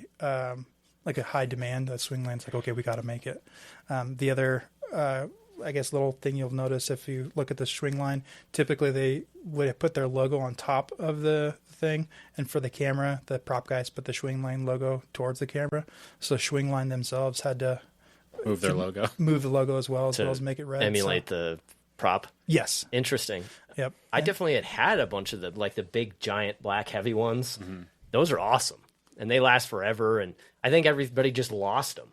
You don't see those anymore. I don't think any of them broke. I think they probably all ended up thrown away or something by mistake. I'm sure I still have one somewhere, but yeah, indestructible. Yeah. You could not down in the those. building. They burned down in the building. There was a fire, and the squirrels they were married again. Say, well, the building is gone, but the staplers are there. They're just part of the foundation of whatever they built next. Right, melted into the foundation. Stephen Root, who plays Milton, had said that he stole one of the props and has one for himself, but for promotion for the movie, he ended up signing like hundreds of thousands of these things for like executives and other things. So he's like, don't want to see another red stapler to save my life again, man. Like I'm so over it. Through the conversation with Peter and the Bobs and stuff like that, he finds out that his friends are going to be fired. So this kind of starts the Ocean's 11's plan that I kind of like to phrase. And Bill, this is kind of something I wanted to talk to you about because you and I had talked about it earlier about is he still hypnotized? Is he not? At this point in time when he hears from the Bobs that, hey, your friends are going to be fired, he kind of seems to, like, from his laissez-faire attitude, to kind of like be more focused. And when he takes Michael Bolton out to the bar and he goes, I don't know if the hypnotism is worn off or I just start giving a crap about my friends. Like, he goes, I think it's bull crap. And he starts to become more vindictive. So my argument would be, based upon that line and based upon his body language and kind of the way he talks, I feel like he did slip out of the hypnotism. What do you feel? Well, first off, it's a comedy, so I don't think it is multi-layered. But I would argue, I guess, if I was to stay on the side of he's just hypnotize him the whole way, the hypnotize him is not necessarily for him to be a carefree blob. It was more just for him to care more about the things that matter. So I would say he's in hypnotism the whole time, and his friends are more important to him than this company, and that's why he cares. But I would agree. I think his attitude does change, and definitely when they're at the party, not Milton's party, but what's his name? Smikowski. Yeah, they're at his party, and he gets word that Jennifer Aniston's character had slept with Bill Lundberg. A different Bill Lundberg, and that's when his character choices start changing and being more snappy and stuff like that. So I do feel like it did wear off eventually, but I don't think it was because of his friends getting fired. I think just life itself just started pulling him back into his old reality.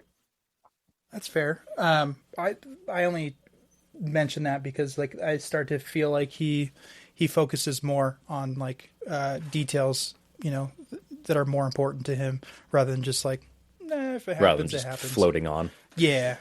That was an interesting part of the plot for me. It almost felt like originally they were going to have like a, almost like a gag moment where something snaps him out of it in that moment. And he's just, suddenly, he's in a situation where this new personality would have been perfect, but now he doesn't have that. And so then it becomes awkward. But then they decided that I don't think we're going to do that. And then they didn't. And so then it almost is like you could see that was a plan. That's just, I don't think that that's really what happened, but it just kind of felt that way to me. Like they were setting it up to be like, this thing when he goes back to normal and then it's awkward. And then he has to kind of find it within himself without that in order to kind of, become more balanced. Or maybe it's, if we really want to make it multi-layered and more than it needs to be, maybe it's that he is in hypnosis this whole entire time, but like you were saying earlier, his life sucks so much that every day is his worst day. So even though he is in hypnotism, every day is his worst day. So slowly this now just becomes his new reality and brings him back. So maybe it's just nothing can cure the monotony of life. If we want to go that deep into it. Well, that sounds like fun. That's too depressing. Yeah. That's messed up. That's messed up. But yeah, so they start planning like their Ocean 11 style heist, and Peter takes Michael up on his scheme, and he's convincing Michael and Samir to run this virus basically, and they make a reference to Superman 3. He's like, yeah, it's the plot to Superman 3. He's like, you just still in fractions of a fraction, and one line that I really enjoy from this movie, and it seems more prevalent now that we kind of live in the world that we live in currently, but Samir's like, I don't want to do anything illegal, I don't want to go to jail, right? And Peter goes, illegal? This is America. But they do eventually all kind of convince each other to go ahead with their plan. The other thing I think that was really funny, that they sold Samir, and Peter's like, they get conjugal visits. He's like, conjugal visits? I'm sold. Yeah. This character's funny. I think one of my favorite lines from him was earlier in the movie when Peter asks, what if we're still doing this when we're 50? Yeah. He's like, it would be nice to have that kind of job security. Yeah. Like, he's just so innocent and like just showing up to work and doing his job and stuff. So like, you know, not wanting to go to jail and not wanting to do anything illegal, I think kind of plays into that, just like kind of innocence factor that he has and stuff or whatever. But well, and it seems like he might be, you know, like first generation child of people who immigrated or something like that, and doesn't want to screw up his immigration status or something or whatever. Well, Right, or make his parents, you know, not proud of him. Sure. Well, that stuff too, but also that he sees where they came from, you know, and is like, no, this is awesome compared to where my parents came from. Like, I don't know what has gotten into you guys, but like, this is some job security that's amazing. Yeah. You know, so it's just perspective. No, that's great. Yeah. They end up pulling off the heist though. You know, they do convince Samir to do it, and they do make it like slow motion. Like, I love that scene. Yeah, he puts the floppy disk in his coat. Yeah, they're like behind do the it back. all. Yeah, do it all sly, and they're like, oh yeah, I guess it's done. Like very That was easier than I anticlimactic. thought. Yeah. Peter does have like a surprise for them after they kind of get fired at the end of the day, and they have this all out, drag out, like blood in, blood out type of thing where they take the printer and they destroy it in the middle of this field. And they just go ape crap on it and just start beating the crap out of it. The gentleman who plays Samir, the stunt guy handed him the bat, and like they're starting to block out the scene. He's like, no, this is what you should do. So I don't know if you saw it, but he takes the bat and he moves Michael Bolton out of the way with the bat, and he's like, bah, bah, bah, right? It was really important for Ron Livingston, Peter's character, to not participate in it, because he goes, I kind of wanted to like make this like a gang like initiation, like, you know, like I said, blood in, blood out type of thing, and you know, I just let them have at it, you know, and go, and we talked about earlier about the music that was playing in the background. Damn, it feels good to be a gangster. Yes, exactly. The gangster rap. And like I had mentioned before, Mike Judge said he was listening to gangster rap like as he's like typing this out and like writing the story. There's a story about executives that did not want like this music to be played. They kind of wanted like more upbeat, you know, type of thing. Even in the trailer, this scene where they highlight this, they play like Chumbawamba and like try to make it like more upbeat and like more, you know, fun. But they had a screening of this movie, and the lady who was like, what'd you guys really think about the music? Was it too much? You know, she's like really trying to upsell, like, let's change the music, right? And apparently there was like some kids in the audience, like when I say kids, like, you know, 19, 20, like, no, this is what makes it great, is because they think they're thugs and they think they're gangsters, and you're like, that's what makes it funny, you know? So they end up like keeping it. And I thought that was like a great scene, and it was very iconic in the way how they pulled it off. The music was good. It was funny. Yes. Yeah, and much like all the other like quotes that have lived on in the years, this scene has been parodied so many times. Family Guy's done it a few. Like it's just synonymous with printer beatdown scene on YouTube, and like friends just grab some tech stuff from their house and go beat it up together and post it on YouTube. Like there's hundreds of videos of all these people just beating up stuff. Like It just is one of the most iconic scenes from the 90s that it will live on forever and probably be parodied many more times to the next couple generations. Yeah. Well, there's a whole business around doing this now. You've heard rage rooms, like smash it rooms. Yes, one of the very first businesses for rage rooms got the idea from this scene from this movie, and they're like, I've wanted to destroy, you know, stuff. So like they're like, I'm going to create a rage room. So I mean, I've done one with my girlfriend like not too long ago, like about a year ago, and you can bring your own stuff. You can, you know, get stuff Can from you play Goodwill. your own music? Did you play that? No.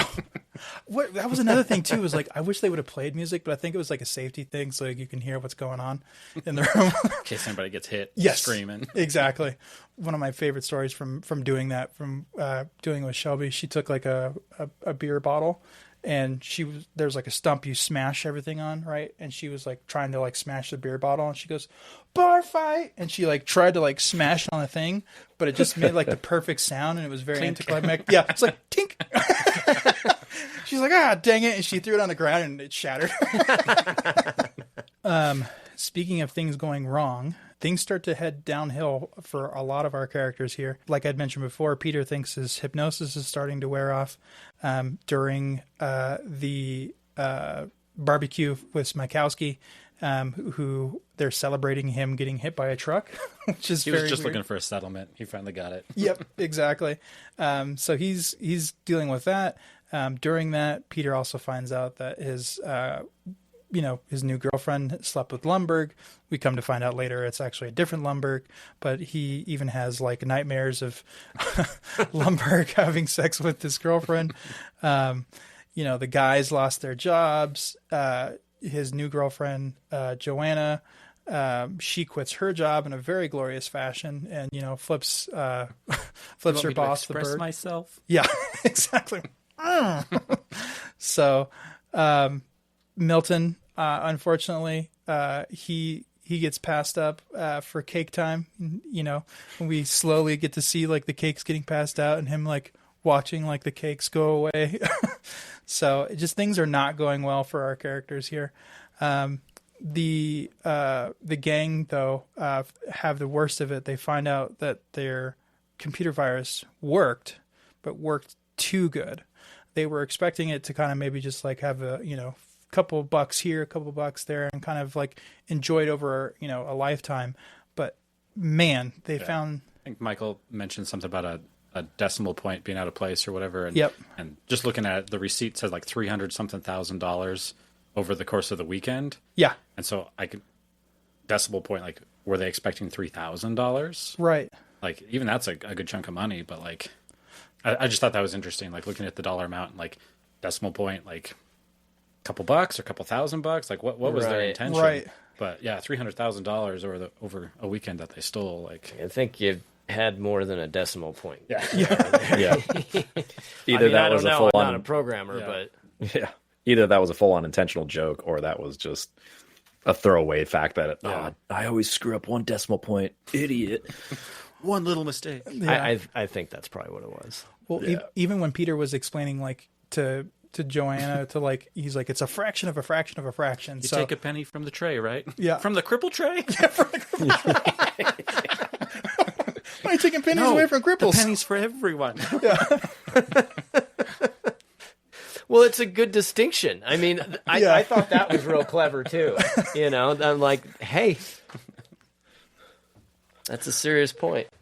We kind of reach a tipping point for Milton at this point. He's been moved in his desk twice, and he's finally moved downstairs. His payroll got fixed. He was supposedly be fired 5 years ago. They fixed the bug, but they didn't actually fire him. They tell him, hey, can you spray for cockroaches, even though they know he's not supposed to work there. So he's turned down in the basement, and they turn the lights off on him, and he mutters the line, okay, It's but the last straw. this is the last straw. Well, it's I think it's a very important scene too, because how you were talking about earlier, Lundberg has never been faced with authority above him. And it takes this scene to show you like, the Bobs are in control. Lundberg's not. However, there's still one little cockroach that he can be in control of, and that's Milton in this dark basement. That's basically all the control Bill has at this point, because I think Peter has already taken his parking spot. There's already construction going on in the floor of the office and stuff like that. So it's a very I love this scene because it's very I would say noir lit, but very darkly lit. Grungy basement, and Bill's just like spotlighted in the corner. Yeah, I'm gonna need you to spray those cockroaches. He also comes down with a piece of cake too, like to shove it in his face type of thing. He's eating that Yeah. last. Oh, was he? Oh, I didn't remember that. Oh, that's awesome.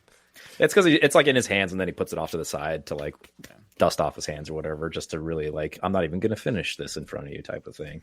Dude, I want like corner, like basement, secret tunnel office. You would though. That would be perfect for you. And then everyone would just leave me alone. Like, go give Tyler this. And like, I don't want to go down there. Yeah, it's scary down there. Cockroaches. So yeah, this is the last straw for Milton, and we're coming to the conclusion of our movie here. And the gang are freaking out. They're trying to, figure out like what should we do? Should we just give the money back? And they're like, yeah, just hand them back the money, exactly what we stole. Like they're gonna know it's us, So they can't figure it out, and they're like, oh, maybe we can money launder it or whatever, right? And they make the joke of like, we're such nerds, we had to look it up in the dictionary what money laundering is. So there's a cutaway to Orlando Jones. He comes in there, and he comes in there like, hello, my name is so-and-so, and I used to be a crackhead. But now I sell magazine. Yeah. And so one thing I loved about Orlando Jones in any movie that he's in, he always plays like over the top characters. The movie Evolution, have you guys seen that? Yes. At all? What did I say about the tookie? Yeah. That's an underrated film. I'm glad you brought it up, because I dude. mentioned it to people and like they don't even know what I'm talking about, man. I love that. That's love one that of, movie. and then what's his name? Mulder from X-Files. What's the actor's name? I don't know his name off the top of my David head. Duchovny. Yeah, there you go. Yeah, he's in the movie too. Yeah, dude, Stifler's in there. It's just an amazing movie that kind of flew under the radar. Recommend to everybody. For sure. And also The Replacements. If Yeah. you're a fan of Gene Hackman, who unfortunately just passed recently, he's in there as well. And The Replacements, he plays like a wide receiver who can't catch, and they slather like crazy glue over his hands, and has a football in his hand and can't get it off, and really good slapstick comedy. I forget, was Chris Rock the gay character, or was he the gay character For what? in The Replacements? I don't remember there being a gay character in The Replacements. Right, because it's the jail football movie. It is a jail. Well, they go to jail. No, you're talking about Adam Sandler. You're talking about. Oh The yeah, Longest because they all Yard. came out around the same time, right? Yeah. Yeah, who's No, because there's like a whole that's group Tracy of gay. Morgan. The rah-rah cheerleaders. Tracy Morgan, there you go. That's Yeah. right. No, Because those came out around the same time, right? relatively. I mean, I think. The Replacements I think came out like in 2000, maybe 2001, and Yeah. then The Longest Yard I think came out like in 06, 07. So welcome to my brain. Apparently, those two movies are just intermingled in my brain. Some weird I'm details just like, there. what gay character?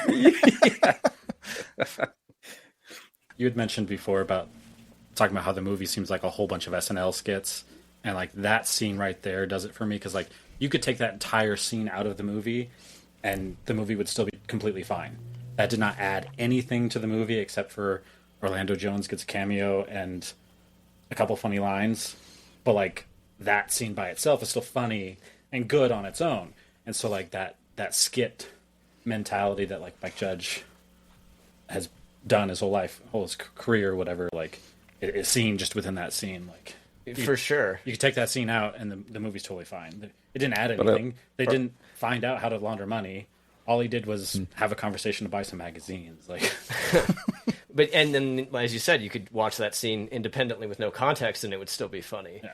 But that's how the whole movie felt to me. It just it felt like a giant set like SNL skit, or something. It just the pacing, and we were talking about this in one of the other podcasts. But just the pacing of movies from that period was different. Yeah. And even as somebody who doesn't see a ton of movies, the whole time I kind of felt like it just didn't feel like anything was happening. I mean, that wasn't true, though. Lots of things were happening, but just the pacing was so different that I felt, and it just was very melancholy or something. Mm-hmm. I don't really know what word I want to use there, but like it just felt like, Yeah, it's just different. yeah, the pace. I guess that's all I wanted to say was the pacing was just so different that it felt like almost like it was filmed like a soap opera or something. Yeah, no, that's fair. They find out that they can't, launder money in the proper way that they want to.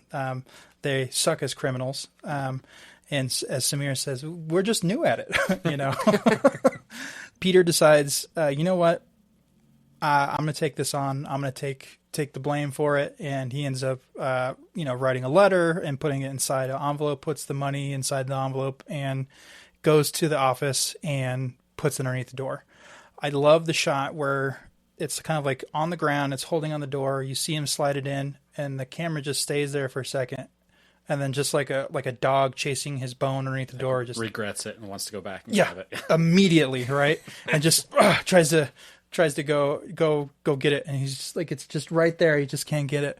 But in the vein of them being bad criminals, he's like, oh, it's gone forever, right? Well, the very next scene where Milton comes in and he's like asking about his paycheck and he wants to talk to Bill Lumberg, he goes over the door and the door is unlocked. So, Peter being a bad criminal, if he wanted to get it, he could have. He just, there was glass right there. He could have broke the glass if he wanted to. Nobody would have been the wiser. Milton goes in. He wants to grab his stapler, and the scene cuts to basically the building being on fire next. And building's on fire. Peter's like, oh, okay, I think I might be out of this, right? And Milton kind of slinks away and, kind of leaves. And then Peter's smiling while Milton's character is like weaseling himself through the crowd, and then like gets to the back and like heads back towards the parking lot and stuff. And it's funny because Peter's like smirking. Like, does he know that he started the fire? Probably, because like he's probably heard him mutter that, set the building on fire, hundreds of times at work. Yeah. Does he know he took the money? Like, that's something like... Yeah, I don't think so. But, I mean, it's a good point because we talked earlier about, like, hey, he was probably on the phone with him for, like, 8 hours that day. Yeah. And I'm sure, he's probably said, and I think he may even said, he's like, I told them if they move my disc, I'll, burn down the building, So... That was the best impersonation this whole day. It sounded just like him. Yeah. Cadence and everything was there. So I think he did. I think Peter, based on that, I think you're right. I think he did know that he did it. And, kind of watching him like panic walk away, that would probably allude to him more like, that son of a bitch, he did it, The building burns down, and Peter and Lawrence are there sifting through the rubble. Yeah, Peter now got a job with Lawrence and his construction company, and yep. In the deleted scenes, and this is going to be part of my fan theory for the end of this movie. In the deleted scenes, there's a throwaway line of like, "Are you going to go to Lumberg's funeral?" Right? And Peter goes, "I ain't going to that," And so it would lead one to believe that Lumberg died in the fire, right? So my thought process is Milton is secretly a serial killer because he went to go confront Lumberg, right? And for the paycheck, yeah, for the paycheck. So let's say that door was actually locked. The secretary was there and like kind of running interference, right? Saying, just go sit your desk. He's like, I already talked to payroll. They told me to talk to Lumberg. Now I have to go back and forth, right? She's like, sit your desk. Bill will be with you in a moment, basically, right? So I'm assuming that he was already there, right?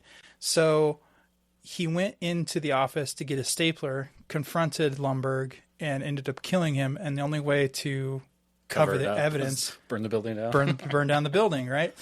So there's another part of that fan theory that I'm going to perpetuate. At the very end of the movie, he goes, I could write a letter to have this resort taken down, and I could put strychnine in the guacamole, So Milton getting a taste of murder, is like he's, now a serial killer because he's very unassuming. People don't want to. So who's his third victim then? Serial killers has to be at least 3. So who's the third? Well, this is the beginning of him killing people. This is the creation. Yep, Milton, exactly. The thriller. Yeah, 2025. I love his scene at the resort. Big grains of salt. Big grains of salt. Big grains of salt. I asked for no salt, and there was salt on the glass. Big grains of salt. They gave me a pina colada. That's the way he said pina colada. Yeah. It was great. I'll take my cashews check somewhere else. Yep. I love the guys just walking around. He's like, freaking gringo. Another thing that Peter finds in the fire is the red stapler. So another thing that would allude me to my fan theory, I'm thinking that Milton killed Lumberg with the stapler because he said he was going into his office for the stapler, but then he found the stapler in the fire. So in order to cover up the evidence, he set the building on fire. So that Can't way, take the murder weapon with you. Yeah, exactly. So they're in that last scene that we see Peter and Lawrence together. They're kind of like, shoveling some stuff up. I don't know if you guys noticed or paid attention or not, but there seems to be like a foreman kind of walking towards them. And this scene cuts right before they get to the foreman gets to them and like fades to black and then goes to Milton at the resort. But in the deleted scenes, that scene plays I remember out. seeing that one. Yeah, it's a little longer. He gets up there and he's like, I'm going to need you guys to pick up the pace a little bit, okay? Yeah, but he does it like in the Lumberg voice. Oh, yeah. It's he's very like, Lumberg-esque. yeah, So. alluding to like no matter where you're going to go. You always got somebody like that. You always got a Lumberg wherever you're going, which I thought was pretty clever. I wish they would have left that in. I thought it was pretty cool. I thought like the end of the movie was almost a little anticlimactic. I wanted him to like find the money in the pile or something. Like, not that that's why he had the construction job. I think he was happy to like be working outside, not have to deal with the corporate life and the cubicle and all the stuff. But I think, to your point almost earlier, like the whole movie just feels kind of bland and dry, and I feel like the ending was poor. I think I saw somewhere that even Mike Judge didn't love the ending, but left it original to how it was filmed. I don't know what else was proposed or whatever, but I felt like the ending was just a little bit maybe dry for what it could have been.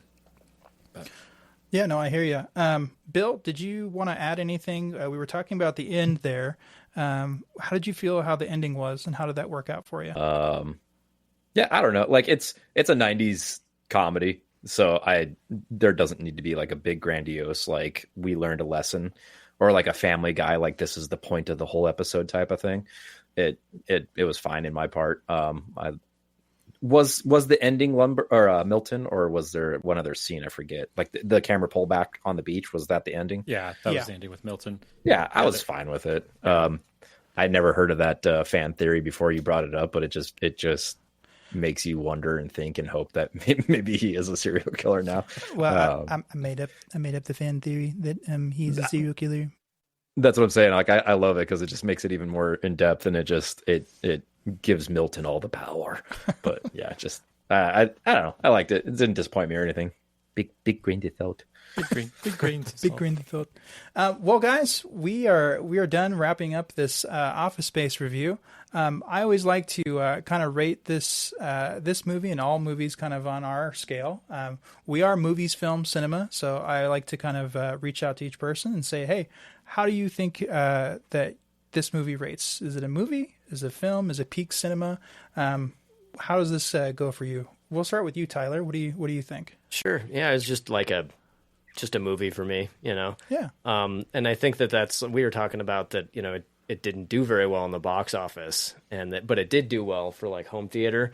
And so those types of things I would personally classify as a movie. Something you just throw on, you know, you can watch half of it with your friends or put it on in the background, or it's like, you know, just very simple kind of a comfort thing. You know, and I guess for our generation, it's very like a cult classic, you know, a cult classic kind of everybody knows the references unless you're me, apparently. But Yeah. Well, even you know the references. I know. Well, I know. It's funny. It's so ubiquitous that I even knew the references, and I'd never even seen it. Yeah. So, How about for you, Brian? Same thing. I think just it's a movie. It's a cult classic. It's so quotable and so, you know, entertaining. And like to your point, like you could turn it on with some friends and not even watch it, and it's still just good to have on in the background and stuff. Like, not one of those things that everybody shut up, we're watching this. Like, pay attention. So, for sure, I do feel like for me as well, this is kind of like a movie where you could. This is kind of like a lost art, like back in the day when where they used to show movies on TV, and you didn't have to be like right there at the beginning of the movie to know like what was going on. You could show up like 3/4 of the way through the movie and still kind of figure out the plot and kind of, you know, enjoy it. I felt for me this is kind of on the cusp of kind of film just because of how creative writing it is, but it definitely leans more movie for me. It's a very good throwaway, very good comedy, and very quotable. Bill, I'll have you have the last word if you want for rating this film. Peak cinema. Peak cinema. No, it's a movie for sure. Not much else to say about it. Just 90s Mike Judge comedy. Can't go wrong. Yeah, fair enough. The other thing I always want to do is to kind of rate this against other movies that we've watched before on the podcast. We'll go in the same order again. we've seen in 1999 we've seen Blast from the Past and October Sky. Between these three, how do you rank these on the list? This one would definitely be like at the bottom, but that doesn't mean that it's bad. Yeah, I actually enjoyed it. I'm strange with comedy. Like for me, it's really hit or miss. Either like I'm pretty into it or not really a fan. Can always appreciate stuff, like individually, but this one probably would be at the bottom. But okay, yeah. How about for you? Are you familiar with those movies at all? Oh yeah, I think similarly, it's not peak cinema, as Bill alluded. I think it's a funny movie. It's a classic. I might put October Sky and Blast from the Past slightly above it. Yeah. Okay. How about for you, Bill? Yeah, same. Just echoing Yeah. Tyler. Okay. Yeah. Just echoing Tyler. It's not a bad film, but it's definitely. I mean, it's hard to. I wouldn't say compare it, but it's hard to put it in the lineup with October Sky. And even though I didn't care for October Sky, it is just for lack of better terms, throwaway comedy. So it has to go at the bottom of the list. But... Yeah, that's like almost apples to oranges. It's not even the same genre. Yeah, I mean, like comparing. Out of all of them that we've reviewed so far, obviously, Blast from the Past is the only other comedy in this lineup. So it's like even comparing those, they're kind of different worlds of comedy. So you can't really. It is apples and oranges, but not bad. But it has to go at the bottom of the list. Yeah, for me, I feel like if I were to like 1, 2, 3, I feel like Blast from the Past would be at the top of the list for me. October Sky next, and Office Space is at the bottom. And like you had said, it's not because it's the worst movie. It's only because that's the only one we've kind of seen so far. So I always also want to kind of point out, if you're a fan of this movie, there's some other movies that you might enjoy that are pretty similar. Waiting is another good workplace movie. Also early 2000s comedy. Idiocracy, another Mike Judge film. We've talked about that on the podcast in the past. That's a great Mike Judge film. If you're in for a disgruntled office worker, there's a movie called Falling Down. That's kind of more of like a darker version of what this Office Space would be. It's basically like this office worker who loses his crap and like walks around town with his briefcase and a shotgun and just doesn't take crap anymore. So, that's another cult classic, and another one that I know about but I've never seen. So yeah, that's a great one. Just a guy, and kind of looks like Shaun of the Dead a little bit, where he walks around with a white shirt and a red tie. He looks like really 60s. Yes. He has like the brow line glasses and yep. Yeah. Have you guys seen Extract with Jason Bateman and Mila Kunis? Mm-hmm. It's also a Mike Judge film. I don't think so. Kind of workplace stuff. Totally different from Office Space, but yeah, it could go on that same list just because of the Mike Judge aspect and the workworkplace. Nice. Stuff. Where would you be able to find Extract? Is it like a Netflix movie, or I'm not sure. Not sure where it's currently being streamed or whatever. But no, you're fine. I just didn't know one. if it was like I've never heard the movie, so I didn't know if it was like a Netflix special. I love Jason Bateman, and it's a good movie with him and Mila Kunis, and anything with Mila Kunis. She's funny. She's got great comedic timing. Go ahead, Bill. It looks like you can just watch it on your Amazon Prime or streaming, or I'm sure there is a physical media copy out there, Brandon. Yeah. There's got to be. It's because of the Mike Judge connection. It's kind of that dry humor, and the plot doesn't have that huge rise in it and climax that you might be looking for, but it's good, just funny comedy. Right. So that's awesome. Well, in order to watch Office Space, as always, I'm going to stand on my physical media soapbox. You can see in between the guys here, I had a Blu-ray copy of Office Space.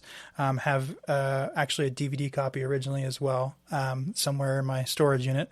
You can always find Office Space on streaming as well. You can find it on Hulu, and I believe it's on Prime as well. So if you want to rent it or watch it there. So always a good idea to find it and get it where you can. The last thing we want to do, guys, is I always like to try to keep us relevant. Just try to say, hey, what have you guys been watching? What have you been up to? And then we'll wrap this up. So, Tyler, what you been watching? What you been reading? Anything that's been kind of going on? Anything that you've consumed that's kind of recent that you've enjoyed? Oh, I think I was telling you at the at the beginning. I don't know if we were recording, but I rewatched Band of Brothers. Oh yeah. Or not rewatched. Damn, I'd never seen it. Oh, you never seen it? Yeah, Okay. I'd never seen it, and I said, yeah, I should see that. Everybody says it's fantastic, and so I agree. It was, and like I'm not like I know a fair amount about World War II, but I'm not a huge buff, but there were tons of little details in there that I'm like, oh, this is awesome, and I haven't seen anything like it before. But no, it was amazing. So I was really enjoying that. Have you heard or are you knowledgeable that it's based off of a Stephen Ambrose book?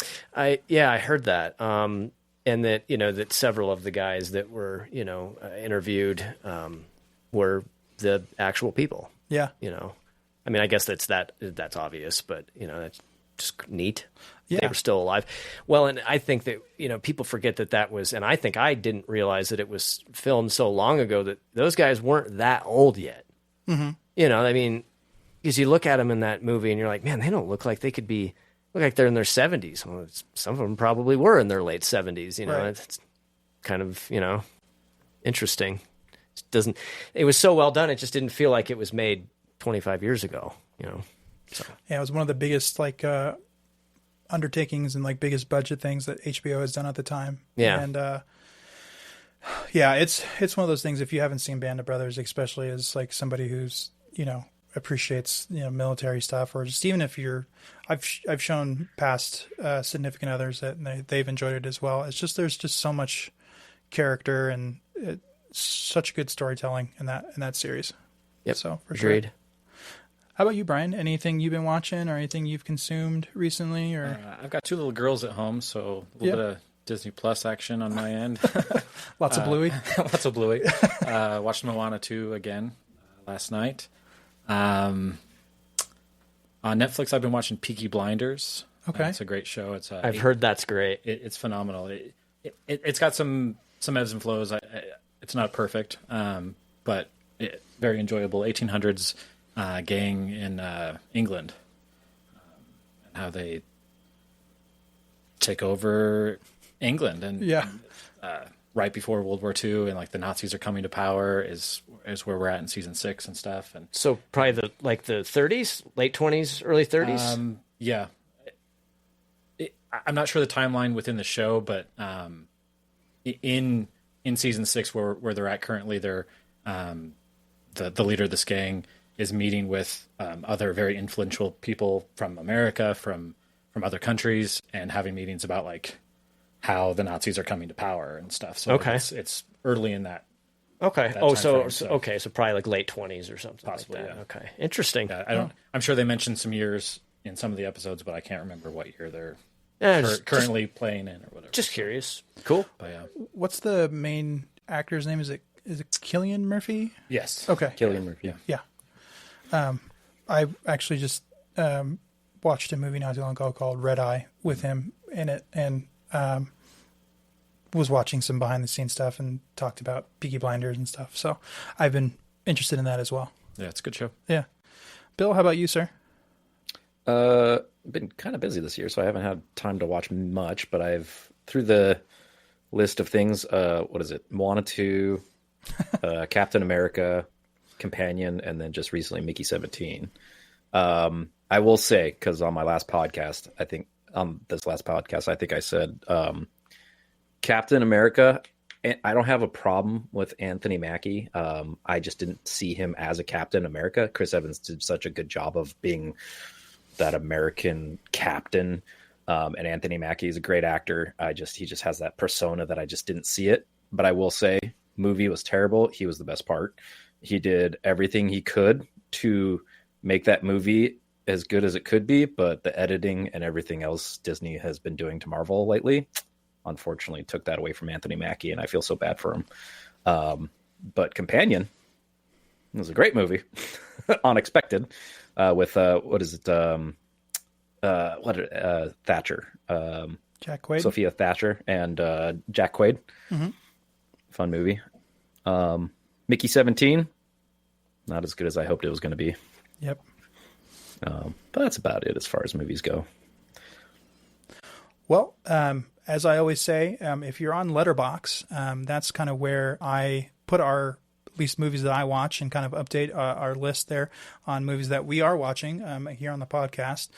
So you can check our reviews on Letterboxd and follow along with us. Some of the most recent things that I have watched, just like kind of Bill said, we watched Mickey 17 kind of around the same time. If you guys are familiar with that movie at all, it's like a Robert Pattinson like clone, like kind of like a multiplicity type of thing. Okay. Kind of Bong Joon-ho's recent film. Yeah, it's a sci-fi sort of thing. Similar to kind of how the trailer was for this movie. The trailer kind of overplayed its kind of quirkiness. Was not very quirky. It was kind of really on the nose with like a lot of political statements that it said, and I didn't enjoy it as much as a lot of people seem to do. I completely agree with Bill. Companion, which is lack of a better term, the guy has a girlfriend that's a sex robot, and she doesn't know she's a robot, and she ends up murdering somebody, and it's a whole kerfuffle with that. That was really, really good. I also am in the same vein of how you feel about Captain America. I saw it as well around the same time. Sam Wilson is my Captain America. So when I got into comics back, I don't know, maybe like 7-8 years ago, that's kind of when they were handing off the shield to Sam Wilson from the original Captain America.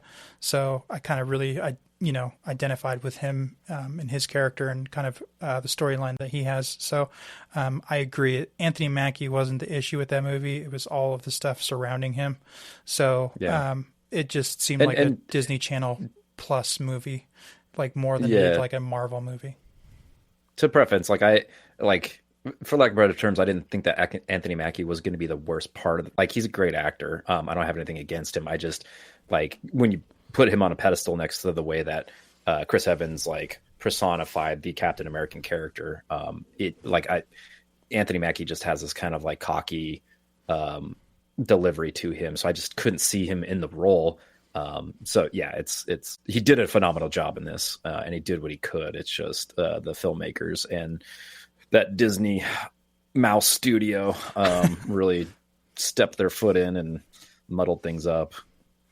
Yeah, I agree. It was reshot. It was over budget. It was bloated. It just, I think at one point they're just kind of just put it out there because we got to get rid of this thing. So, Bluey's awesome. They can take credit for that, but they just bought that from Australia. So yeah, exactly. Yeah, I was gonna say that's not even the only good that's not even their own IP. Not even there, so. Yeah, yeah.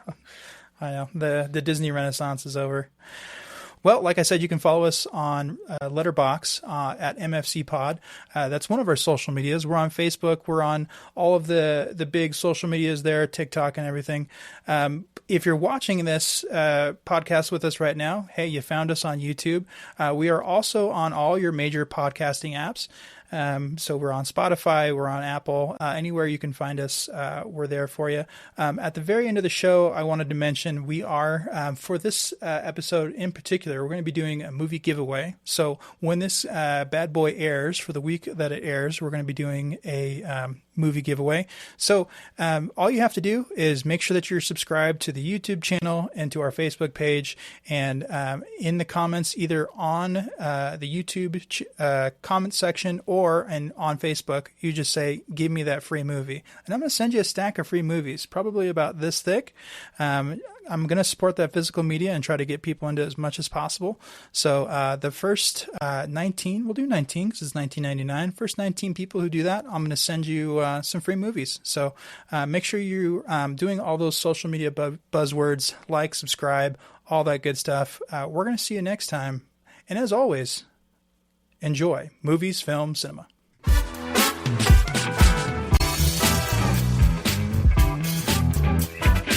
That's a wrap on this episode of Movies, Film, Cinema. If you enjoyed today's feature presentation, like and subscribe. Share your comments and reviews down below. But until next time, keep the popcorn popping and the films rolling. See you at the movies!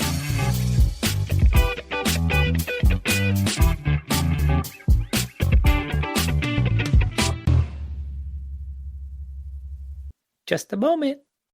Well, before we make our own big grain of salt margaritas, please stick around So, Or we'll burn down your building. we'll burn down your building. We'll be right back. Just a moment.